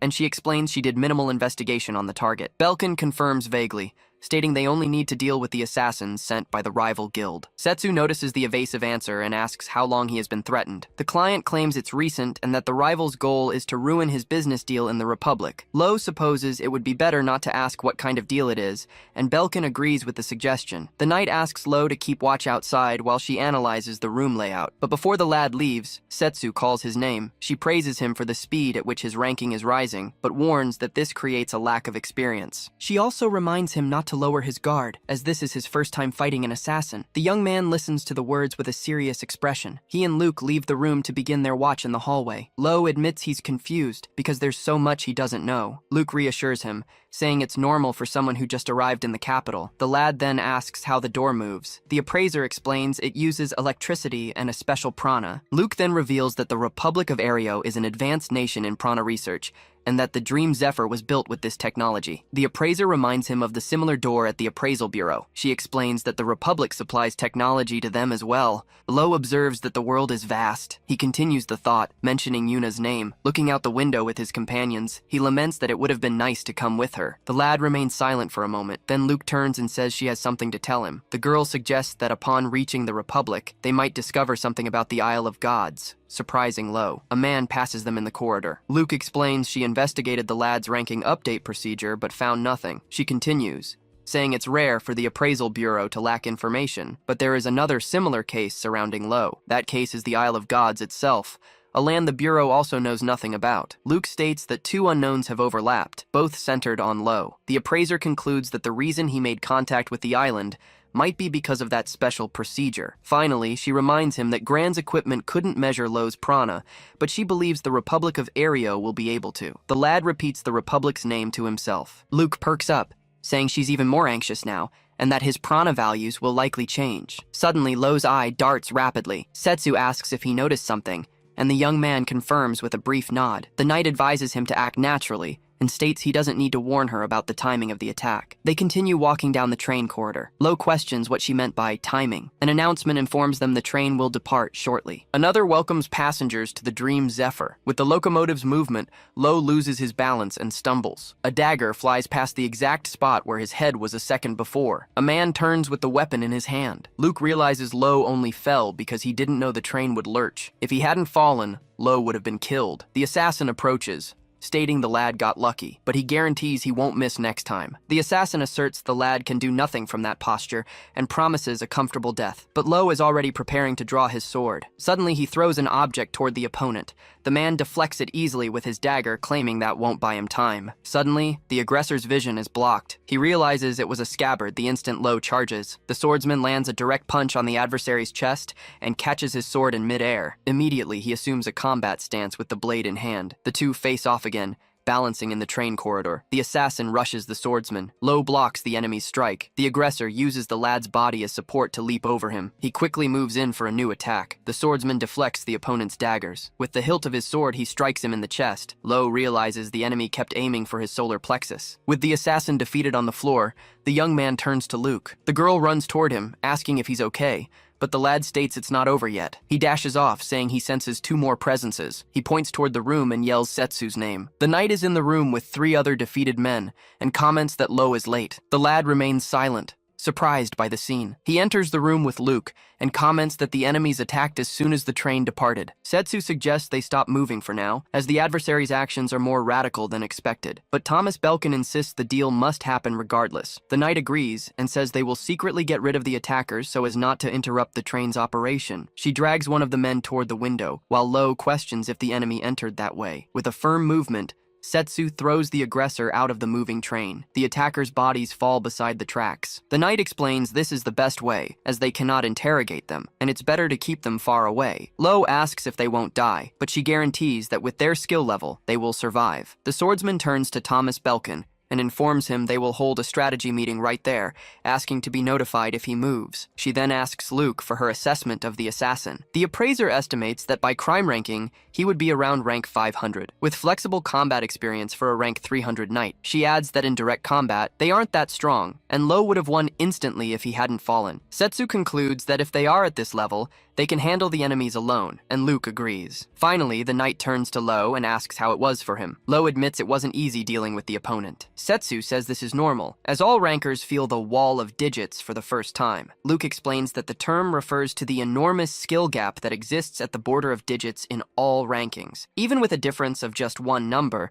the abyss of power is immense, as many rankers struggle to change their digits. The appraiser adds that with Lo's current ranking, the 3-digit wall is right in front of him, in a realm of much stronger rankers. Setsu complements this by saying that for this reason, missions become harder, and this one might be a bit too much for him. The lad asks what he should do. The knight then reminds him, asking if he forgot what he told her. She recalls that it was Lo who asked her to teach him the sword saint style. The train continues its high-speed journey through the landscape. Atop one of the cars, Setsu and Lo prepare for training. The swordsman comments on the strong wind, and the knight confirms they will use it to train. Setsu explains that when they crossed swords, she felt his prana handling didn't go beyond the basics. She supposes he prioritized acquiring skills, forcing what would be impossible with only his total amount of prana. The sword saint style is complex and requires him to learn high-level prana techniques, not just the basics. But Lo argues that learning techniques by force would make him stronger. The knight then says she needs to correct a misunderstanding, explaining she wasn't calm in their last duel. She moves away and faces him from a distance atop the train roof. A leaf is carried by the wind into the sky. Setsu appears behind Lo in a rapid movement. The knight explains that this is the movement of the sword saint style. The true value of the style is wielding the sword at invisible speed, and the lad is still too slow for that. But she reassures him, saying that if he follows her instructions, he will learn the third technique. The third technique is the explosive blade, the King of Destruction, one of the most special in the style. Lo confirms he knows what it is. The techniques he can reproduce end at the explosive blade, as the fourth and fifth are too difficult to imitate. Setsu admits it's frustrating not being able to complete the style, and that she will leave the rest to him. The lad notices the frustration on the knight's face. Then, she prepares to begin training. For the first lesson, Setsu reveals they will use a rope. In a memory, Adal explains to Lo that the explosive blade is a special technique for taking down multiple enemies. He then prepares himself and tells the boy to watch. With a single movement, Adal delivers a blow that devastates the surrounding area. The youth just watches the result of the attack. He concludes that this isn't swordsmanship upon seeing the enormous destruction on the cave wall. Back in the present, Setsu says that for the first lesson they will use the rope she bought. Lo asks if she's going to tie him up, but the knight denies it and tells him not to get the wrong idea. She then prepares to give a demonstration. The swordsman lashes the rope forward with a precise, quick movement. She states the lesson will be complete if Lo can do the same and hands him the rope. The lad tries to throw the rope, but it buckles in the air. The tip snaps back and hits him in the face. Lo complains that the wind pressure is pushing it back, and Setsu confirms that is the intention. The knight explains that prana grows with flow and can be channeled to increase instantaneous power. She concludes that this is the skill he needs to master, a power boost through maximum instantaneous output. Lo then prepares to swing the rope again. He injects prana into his arm and lashes the rope successfully, but Setsu points out the timing was a mess, explaining he needs to calculate the prana flow. The lad concentrates again, admitting it is difficult. He then decides to use even more prana to achieve it. The knight interrupts him and says that's exactly what he cannot do. She warns that using brute force will become a bad habit and won't teach him the correct technique. She further explains that the technique he wants to master already consumes an immense amount of prana. She continues, saying that with this exercise, he will learn to use his energy more efficiently. Lo simply interrupts her, saying he won't run out of energy. He claims he can use dozens of times that amount of prana and still not be exhausted. Setsu then challenges him to release all his power, and the lad agrees. Lo unleashes an overwhelming amount of energy. The knight watches the scene, completely shocked. Meanwhile, inside the train, Thomas Belkin asks Luke what that was. The appraiser is surprised to feel the quantity of prana, realizing it's even greater than before. She wonders if Lo has gotten even stronger. The immense energy spreads through the department store car, drawing the attention of other passengers. A man turns in fright and wonders what kind of monster that is. In the library, another passenger notices the absurd amount of prana and questions if there is a single-digit ranker nearby. But the man analyzes it better and concludes that despite there being much power, it isn't refined and has openings to exploit. The subject then reads a book, noting that half a day remains until the next phase of the operation. Outside, Lo continues to release his overwhelming energy. Setsu admits to herself that this is more than she expected. The quantity of prana makes her question if the lad is still human, but she sees this as a stroke of luck to deter enemies. She concludes that in terms of volume, Lo might already be one of the greatest in the world. The knight then remembers Lord Adal and asserts that his apprentice is a true monster. Back in the cabin, Luke awaits them with her device in hand. She receives the duo back and asks about the training, and Setsu replies that Lo is close to finishing the first lesson. The lad asks how many lessons remain, and Setsu answers there are 3 in total, and that tomorrow's will be tough. She then questions if Thomas is still in his room,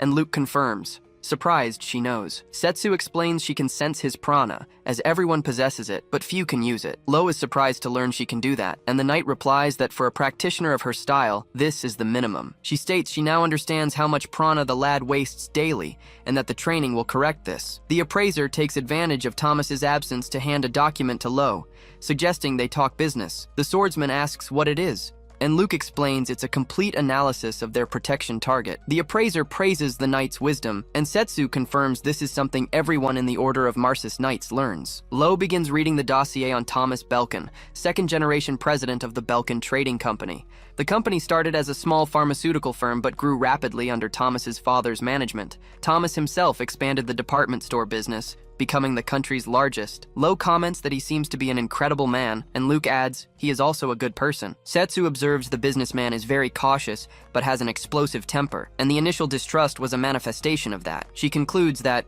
although quiet now, at some point he will want to leave the room. Luke then prepares to share her own information with the group. Lo reveals that she researched the assassins and found information in the Appraisal Bureau database. The appraiser remembers when they fought Dalkan and explains that in danger zones like the Azavan Forest, there is no communication. For ranking updates, a special encrypted line is used for security reasons. Returning to the subject, Luke comments that the 3 assassins seemed coordinated, and Setsu agrees the timing was too perfect. Normally, they would be hired individually to leave no traces, but the precision indicates they were recruited as a team. It's difficult to identify an individual assassin, but an entire team is another story. Based on their area of operations, skill level, and weaponry, it is possible to identify them. Without a doubt, they belong to the Despada group, the 49th ranked criminal organization. Despada is a subsidiary of Desdora, the 6th organization, and its high command is composed of elite assassins. Lo and Setsu worry because if the high command is on the train, it will be more than they can handle. Meanwhile, the man in the library gets up and walks down the hall. He sits in a window seat and retrieves something from under the table. A note with a cipher reveals preparations are complete. The individual gets irritated, realizing his subordinates were intimidated by Lo's prana, and decides he'll have to dirty his own hands. Then the assassin, Joman Tepel, ranking 108, states he will do the job himself. The group finishes their meal in the dining car. Thomas Belkin leans back, satisfied with the delicious food. He comments that the food is the highlight of any trip and well worth the price. Lo complains that poison testing the meal was a drag. He then invites Luke to eat, but the appraiser explains she needs to share his experiences to evaluate him properly. Belkin stands up. He announces he'll go shopping to aid digestion and orders them to protect him. They walk through the department store car, the client admiring luxury goods. He analyzes a piece of porcelain, commenting on its quality and limited variety. Lo and Setsu watch from afar. The young man wishes the client would restrain himself. The female knight explains it's better to let him do what he wants to avoid stress. This ensures his cooperation in an emergency. Shortly after, she announces she'll patrol the area and asks Lo to stay with Mr. Thomas. Luke asks about the training. The swordsman replies it's rigorous, but his stamina has improved now that he uses prana efficiently. The appraiser asks if he has ever run out of prana. Lo thinks for a moment and answers no. Luke finds this strange. He explains that prana exhaustion should occur repeatedly during training. The young man asks if it isn't simply because he possesses a large amount of prana, but the appraiser finds that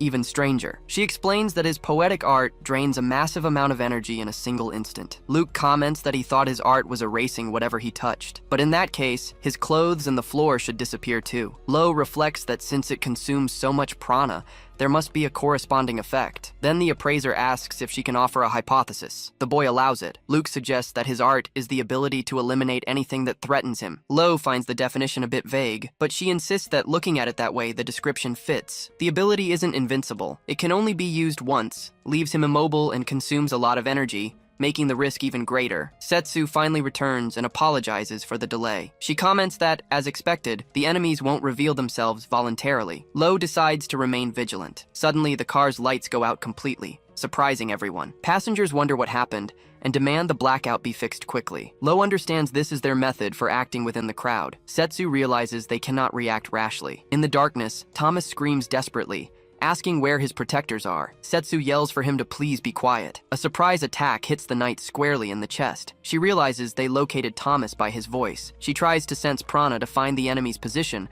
but can't isolate them in the crowd. Lo approaches from behind and asks if he can make some light. Setsu agrees, but questions how he'll do it. The boy asks her to take care of Thomas and jumps up. He uses the ceiling as support to gain momentum. He releases a large amount of energy, illuminating the entire car. Passengers look up, and a child asks if it's some kind of performance. The knight notices the enormous amount of energy and yells for Lo to continue until power is restored. The swordsman confirms the request while locating one of the enemies in the crowd. Joman Tepel leaps toward him among the passengers. The assassin stares at him, identifying him as the source of that prana. Then he launches a direct attack against the train car. The blow hits its target, and the force of impact throws Lo backward. The boy recovers and assumes his combat stance. Joman faces him from the other side of the destroyed car. Axe in hand, the assassin asks if they should begin the monster hunt. Meanwhile, Setsu realizes they have been separated. An enemy attacks her in the darkness. She notices the blade is painted black. The knight understands the most skilled one went after Lo. The others were left for her. Setsu wonders if they are underestimating her capabilities. She dodges a kick attack from one man. She faces him with a determined expression. With a single blow, she defeats the aggressor, throwing him far away. Another attacker wonders what just happened. He questions if it was a bomb or some art that detonates prana. He remembers seeing that woman unsheath her sword. In a single instant, the swordswoman brandished her blade 3 times. The remaining aggressor watches her in the darkness, trying to understand what the points around her are. He realizes there is no prana fluctuation, and that prolonging the fight will only lead him into a trap. He decides he needs to end this before power is restored and advances to attack. Setsu explains that the heavy blade, Lotus, is a technique of accumulating cuts. The accumulated cuts explode when the last strike acts as a catalyst, but by retaining the strike that would serve as the catalyst, and by accumulating blows of identical power while maintaining balance, she prepares to release the technique. It is possible to create a slash bomb that hits the enemy all at once. With the enemies defeated, the knight asserts that the pinnacle of the Sword Saint style is the ability to do anything with a single strike. Even if a true successor exists elsewhere, she cannot yield this feeling. She declares that the only one who truly understands the style is her. In his training, Lo finally succeeds in swinging the rope. The rope stretches into a perfect straight line over the train's roof. Setsu congratulates him and tells him to remember that sensation. She explains the technique is called fluidity, and is rare among rankers of their level. When he completes it, he will be able to utilize his power even more effectively. The scene returns to the confrontation between Lo and Joman in the destroyed car. The two face each other at a distance, ready for combat. The swordsman prepares for the battle ahead. They then advance against each other at high speed. Their weapons clash in a violent impact. Joman is surprised and questions if his opponent can use fluidity. The assassin then releases his own power. With the release, he flings the youth to the other side of the car. Passengers panic and wonder if this is a fight between rankers. Joman praises Lo's promising future, saying it's almost a waste to break him. The boy stands up and admits his opponent is strong and a level above. He notices the assassin uses fluidity freely and wonders if he is from the upper echelon of Despada. Despite this, Lo understands he has no choice but to face him. He then prepares to use fluidity as well, but his attack fails, and the blow dissipates before reaching the target. The youth feels the impact of the error in his own body. Joman simply asks if the technique is incomplete. The assassin observes his adversary for a moment. He concludes, it's a true waste. He notes Lo's miraculous prana capacity, and reflects that someone should have taught him how to handle so much power. He wonders if the boy grew up in an environment that avoided fighting, wasting his talent. Joman concludes that if he is a monster inside a shell, he will be easy to take down, but it would have been problematic if his fluidity were complete. The two face off again, ready to continue combat. Lo understands that he now knows what his problem is. First, he cannot control fluidity, and second, the boy releases a burst of energy toward Joman. The assassin is surprised and asks if that's self-destruction. The second problem is that fluidity and the Sword Saint style do not connect. Lo realizes that, right now, he cannot use both techniques at the same time. Joman jumps to dodge the attack and comments it's a waste to let a treasure like that rot. Then he throws his axe at his adversary. Lo manages to barely dodge the attack. The assassin advances and grabs the handle of his weapon in midair. He attacks the wall with the axe, creating debris. The fragments hit Lo squarely, distracting him. Joman advances to deal another blow. The two clash once more in fierce combat. Lo realizes that at that angle, his sword will break. With a kick, he manages to pull away and create distance. He notes that the opponent is using his head, the strongest engage in a battle of wits. The swordsman remembers he has experience fighting stronger people, and that the Sword Saint style is always changing. He prepares to use one of his techniques. Then he advances and delivers the Gale X Lotus strike. Joman recognizes the same technique as before and considers it foolish, but he is surprised when he is hit by the attacks. The high-speed blows are like bullets and accumulate wherever they touch. The assassin realizes he cannot dodge, but finds the attacks too light. He states that with that power level, it doesn't matter how many times he's hit. Lo agrees the attack is light. The gale is quick, but each individual strike is weak and lacks the power of the Lotus. But the swordsman asserts it's enough to pin the enemy's feet. He concludes that controlling just one blow isn't difficult. The assassin realizes the trap too late. Lo prepares his sword for the final attack. Then he advances and hits Joman squarely with a single blow.